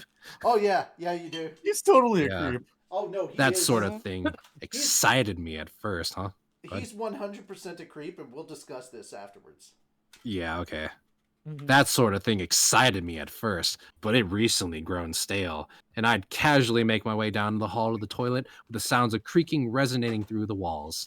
Also, the creaking and moaning would soon stop as I approached their room, which was pretty damn amusing. Tonight was the same. I headed for the toilet, wondering whether I should let them know that their son, now capable of walking, was there. Maybe this time I should try saying something. Maybe saying something like, Mom? Dad? What are you doing naked? it'd be fun hearing what excuses they came up with. With that in mind, I slipped out of my room as quietly as I could, except someone has already beaten me to the punch. The blue-haired girl was hunched in the dark hallway. You're a little too horny. Back it up a bit. Okay. Sorry, I was trying to soak voice him as like a creep. Oh, he's not always Except- creepy. Yeah, except someone had already beat me to the punch. The blue-haired girl was hunched in the dark hallway, peeking into the bedroom through the gap in the door.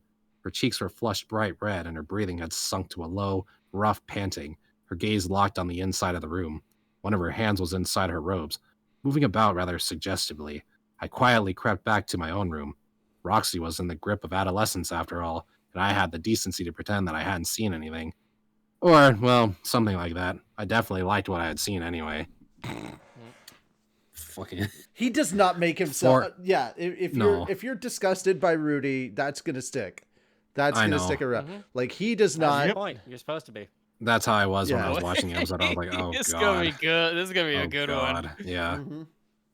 4 months Don't later, worry, I was he able gets- to. He gets comeuppance. Okay. I'll wait for that then.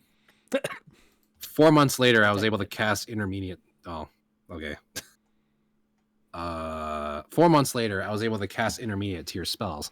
At that point, Roxy began to give me classroom style lessons in the evenings. That probably makes it Take a sound look at this. sexier than it was. This was about Come take a look studying at first this. and foremost. She was a good teacher. She was fussy He's about like, sticking to her particular curriculum, but she'd also ramp up the what's that? content or ramp up the What's that? content of our lessons based on how well I understood things. She was good at intuitively responding to her student. She You had a scared book of the that acted as a balloons? supplement to textbook from which she'd ask me questions. You scared of all these? If I got one right, we'd move on to the next one. And if I didn't know something, she'd very politely explain it to me.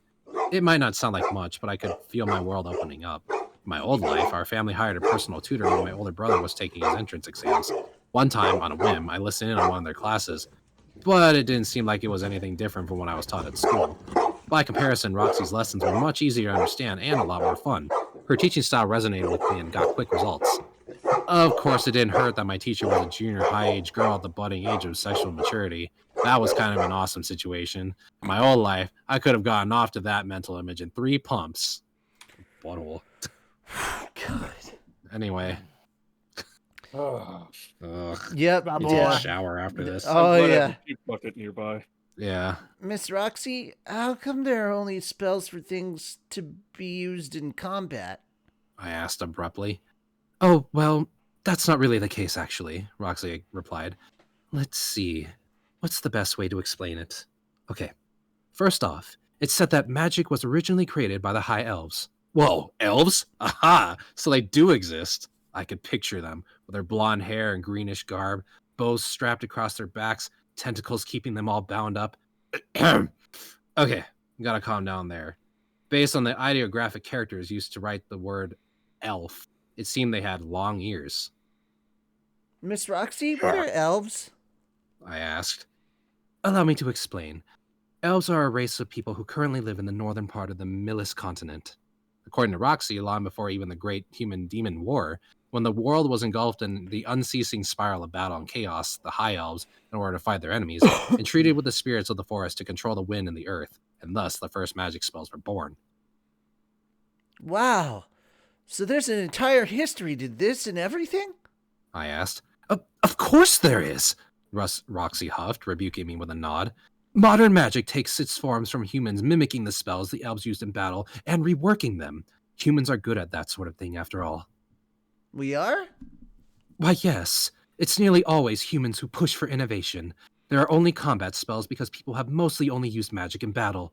For anything else, you can use something close at hand instead of relying on magic, Roxy explained. Something close in hand? What do you mean? Well, for instance, if you need a light source, you can just use a candle or a lantern, right? Ah, I got it. So we were in that kind of setting, where tools and devices were simpler to use than magic. That made enough sense. Granted, silent casting would be easier still. Moreover, Roxy continued, not all magic is used for battle. For instance, summoning magic lets you call forth powerful fiends or spirits. Summoning magic? Do you think you'd be able to teach me that soon? I'm afraid not. I can't use it myself, Roxy replied. But to get back to my earlier point, magical implements also exist. Magical implements? I was pretty sure I had an idea what she meant, but that was still a little vague. Could you explain those? I asked. Magical implements are devices that have magical or special magical effects. They've got a magic circle inscribed somewhere within them, so even if someone isn't a magician, they can still make use of them. Some of them utilize vast amounts of magical power, though. Okay, so that was pretty much in line with what I'd been imagining. Still, it was too bad about Roxy not being able to use summoning magic. I understood the principles of attack and healing magic well enough, but I didn't know how summoning magic actually worked. But hey, I'd been introduced to some new terms I hadn't heard before. Great Human-Demon War, fiends, spirits. I understood them well enough on the surface, but I figured it wouldn't hurt to ask more. What? Miss Roxy, what's the difference between a fiend and a monster? Fiends and monsters aren't terribly different from one another. She explained that monsters were the result of sudden mutations in normal animals. If they were lucky enough to grow in numbers, establish themselves as a new species, and develop intellect over the generations, they became fiends. But apparently, many creatures that possess intelligence still attacked humans were referred to as monsters. There were also cases of fiends growing more and more savage and brutal over the generations, reverting back into monsters. So there wasn't a wholly concrete delineation between the two. In general, though, monsters attacked humans and fiends did not.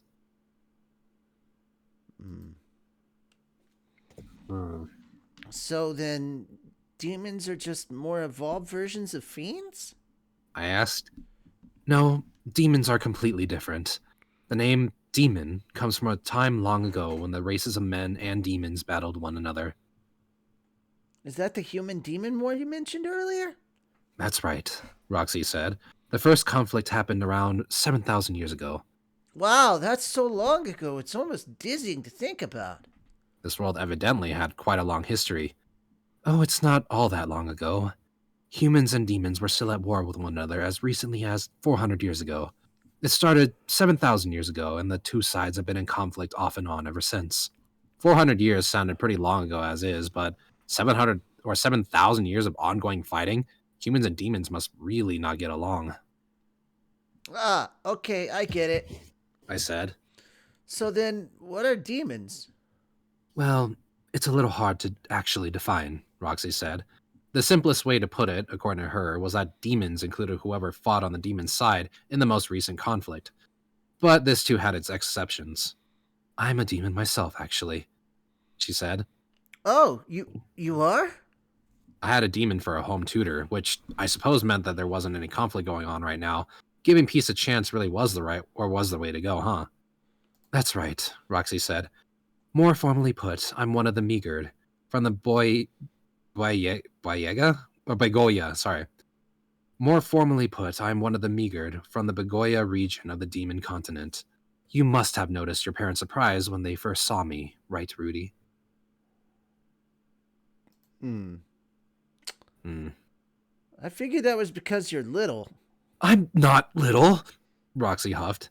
That was clearly a sore spot with her. They were surprised by the color of my hair.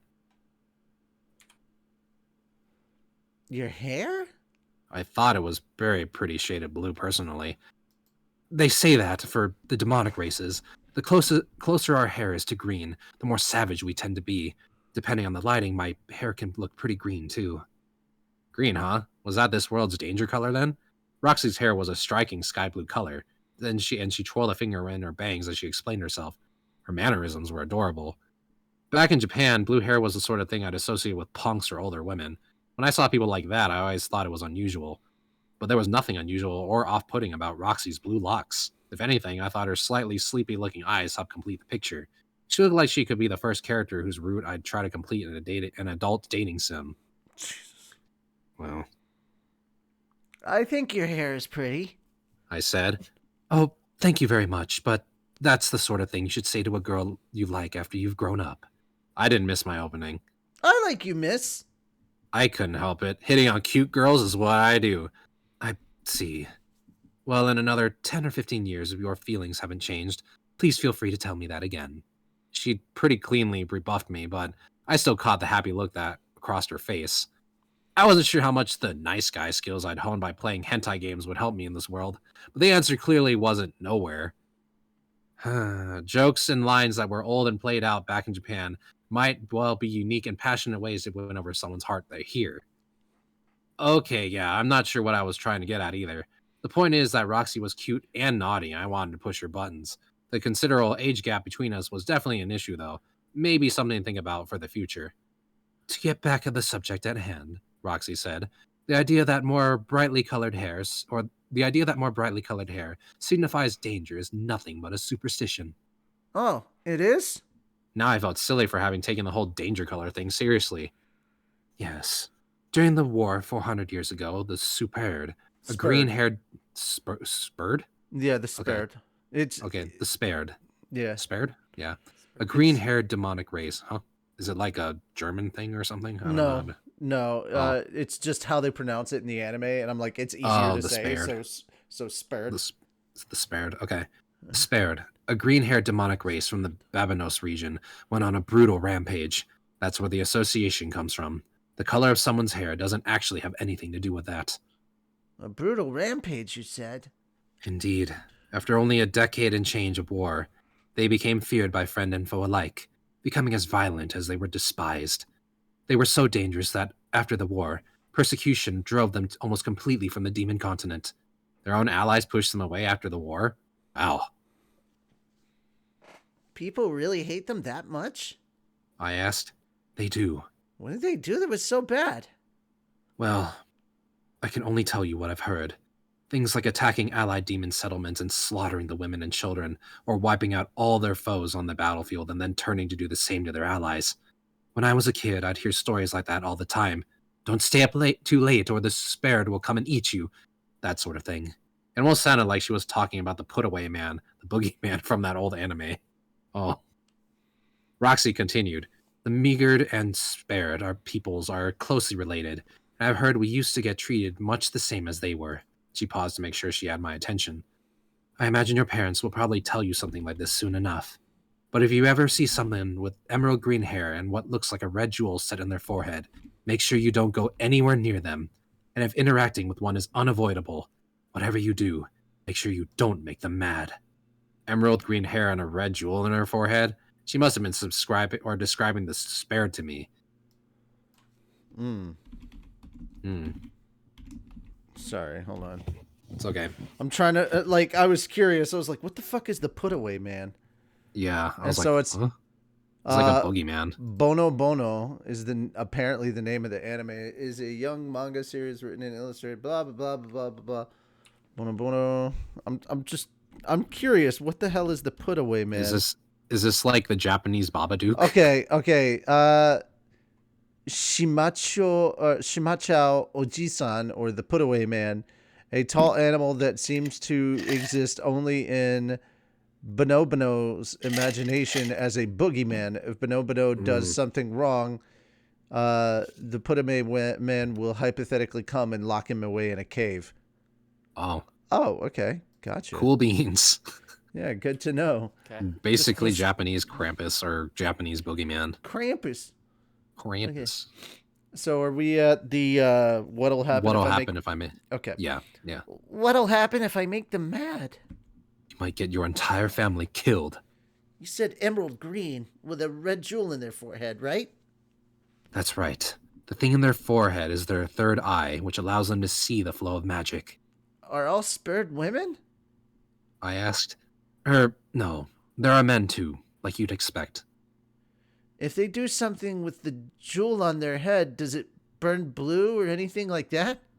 Roxy tilted her head in bafflement. No. At least, not that I know of. Well, I was happy I got to ask what I wanted. It sounds like they stand out and are pretty easy to recognize, at least. I said. That's right. If you ever see one, just act casual, like you've got something else to do, and get out of there. If you bolt all of a sudden, you might provoke them. Spotting some punk and making a run for it just invited the chase, huh? Yeah, I had some experience with that. So, if I do have to talk to one, just speak very politely and I should be okay? As long as you don't say anything blatantly degrading, then there ought to be no problem. However, there are many differences in what's commonly accepted in human culture versus demon culture, so you might not know what words will trigger an outburst. It's safest to avoid being obliquely sarcastic and that sort of thing. These guys must have been some incredible, or must have some incredible tempers. Roxy had said they'd been victims of oppression, but it sounded like these fears had some basis. I mean, their anger was scary enough to warn other people to stay away from them. Yikes. If I got killed, I doubted I'd be lucky enough to get a third shot at life, so I figured it was best to do everything I could to steer clear. These spared were really bad news. Roughly another year went by. My magic lessons were proceeding apace. I could now use advanced tier spells from all different branches of magic, all without using incantations too, of course. Compared to ordinary training, advanced magic was like picking one's nose. By which I mean there were a lot of ranged attacks and they felt pretty awkward to use. Like, what was I going to do with the ability to make it rain over a wide area? But then I remembered how, after a prolonged drought, Roxy had made it rain over the wheat fields, to the great joy of the villagers. I had been at home at the time, so this was all stuff I'd heard from Paul. Evidently, Roxy had handled multiple requests from the townsfolk and had been solving the problems. I could almost hear it now. Are these just random? I think they're just random people. Yeah, I think it is just random people. Moon, you're up first. I was tilling the soil and struck a big rock buried in the ground. Help me, Roxymon! Just leave it to me. Roxymon! Flex. I don't know who was. Same guy. Kind of magic. I think it's same guy. Okay. So the same farmer. Whoa! What kind of magic is that? I used water magic to dampen the soil around the rock and then used it in concert with earth magic to change it into mud. Wow, that's amazing! The rock is just sinking away! I was guessing that was probably how it went. I knew you were the sort of person who liked helping people, Miss Roxy. I said. It's not exactly that. I'm doing this to earn money on the side. You get paid for doing stuff like that? Of course. My first instinct was to write her off as greedy, but the townspeople seemed to accept her terms. They had never had anyone who could do that sort of thing for them before, and they deeply appreciated Roxy for it. I guess this is what they called give and take. I've been thinking about this the wrong way. The idea of helping someone out of a bind without asking for anything in return was a very Japanese one. It was normal to get compensated for that sort of thing. It just made sense. Granted, being the shut-in I was in my past life, not only did I not help anyone else out of a bad situation, I was the bad situation for the rest of my family. One day out of the blue, I decided to ask Roxy. Would it be better if I called you Master instead of just Miss? Roxy scrunched up her face awkwardly. No, probably best not to. I'm sure you'll easily surpass me soon enough. I had enough talent to be better than Roxy. It was enough to make me blush. After all, it'd be weird to call someone whose powers were inferior to yours Master, Roxy added. I don't think it's weird. Well, it'd be weird for me. I'd never outlive the shame of having someone who's clearly better than me referring to me as Master. Ah, was that what this was all about then? Are you saying that because you got stronger than your own master, Miss Roxy? Listen, Rudy. A master is someone who says they have nothing else they can teach you, but still butts in with their advice on each and everything you do. You wouldn't do that, though, Miss Roxy. I might. Even if you did, I'd be honored. Roxy always looked pretty satisfied with herself whenever she advised me on things. I probably had quite the grin on my own face when plying her with compliments. Oh, no, if I became that resentful of my own students' talents, there's no telling what I might blurt out. Like what sort of things? Stuff like how I'm just a filthy demon or how you're just some country hick. Wow, did Roxy seriously just say that to me? I felt sort of bad for her. Being discriminated against wasn't great after all, but I guess that's what you get when there's a hierarchy to your relationship with someone. It'll be fine, I said. Just act like you're better than me. I'm not going to act all haughty and superior just because I'm older. I'm just not comfortable having a master-pupil relationship with such an imbalance of talent. She shot me down real quick. It looked like my bond with my master had taken a turn for the worst. In my mind, I decided that I'd still think of her as my master regardless. After all, she was a girl who still had some traces of youth and could properly teach me whatever I couldn't learn by reading. Oh. And there we go. That's where we're going to stop. Moon, apologies. For some reason, I thought we were going to get way further into this, so we didn't have a chance with Sylphie. Yeah, my bad. No, you didn't do a bad job, dude. How dare you not read fast enough? Yeah. Dude, we're about a third of the way through the book already in just one reading. Yeah. Like, bro, you did a good job. Oh, yeah. Next week we'll be picking someone else to narrate. Cool. So there we go. I think we'll do a rotating narration because if we don't, it's just gonna be unfair to everybody else. Yeah, I think that's what makes most sense. Yeah. Well, We'll just decide again, we're just trying out this format and learning. So yeah, I mean it's our we first go. stream with a new book, so yeah, and our first different type of people stream. get used to it. Mm-hmm. So guys, thank you so much for coming by. Before we wrap things up, for those of you who have watched the anime and are now reading the light novel, let us know what you think of this. And of course, I'm going to ask you guys, since you will respond almost immediately, what do you guys think about the small differences here between the light novel and the anime? I mean, they definitely went more in depth with it here than the first couple of episodes of the anime. But I well, mean, it's differences in media. Sure. Yeah. So, yeah. And the time I read through this stuff and the pace that I did, I probably would have been able to finish at least like 3 more episodes. That's also true. At least 3 more episodes.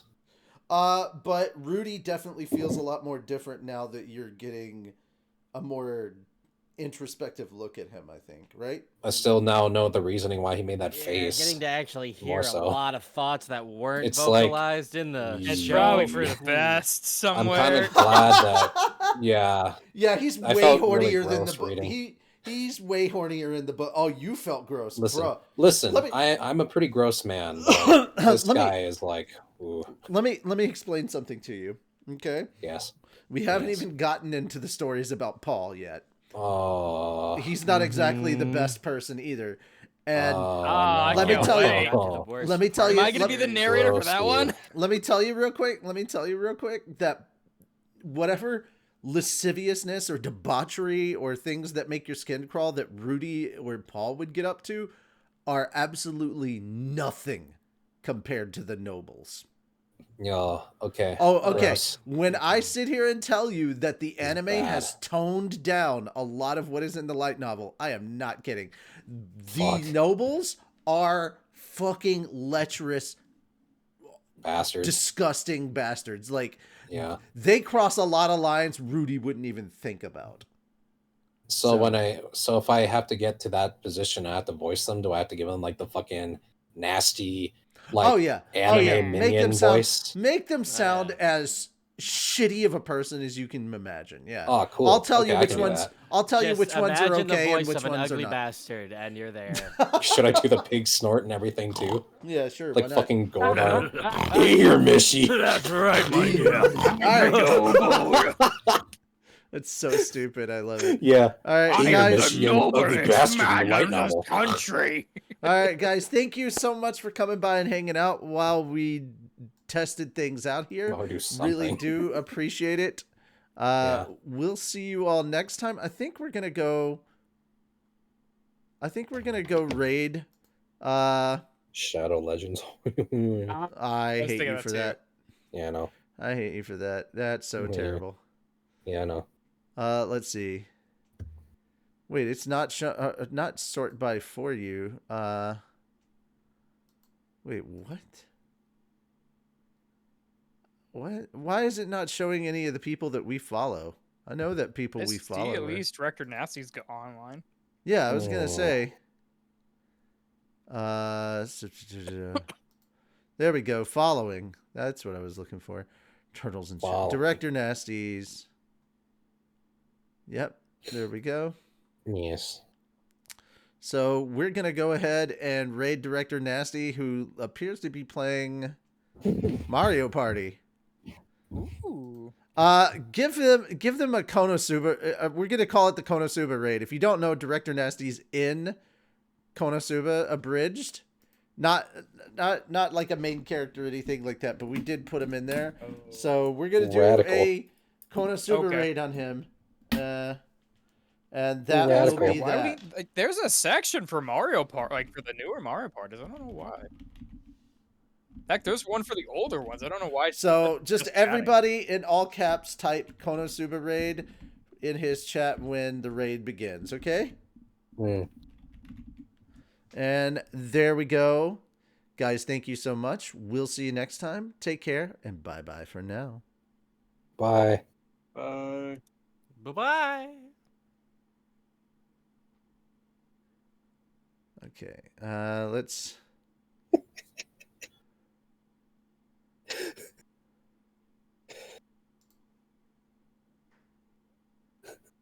and rating and there we go. I'm just waiting to hit enter. There we go.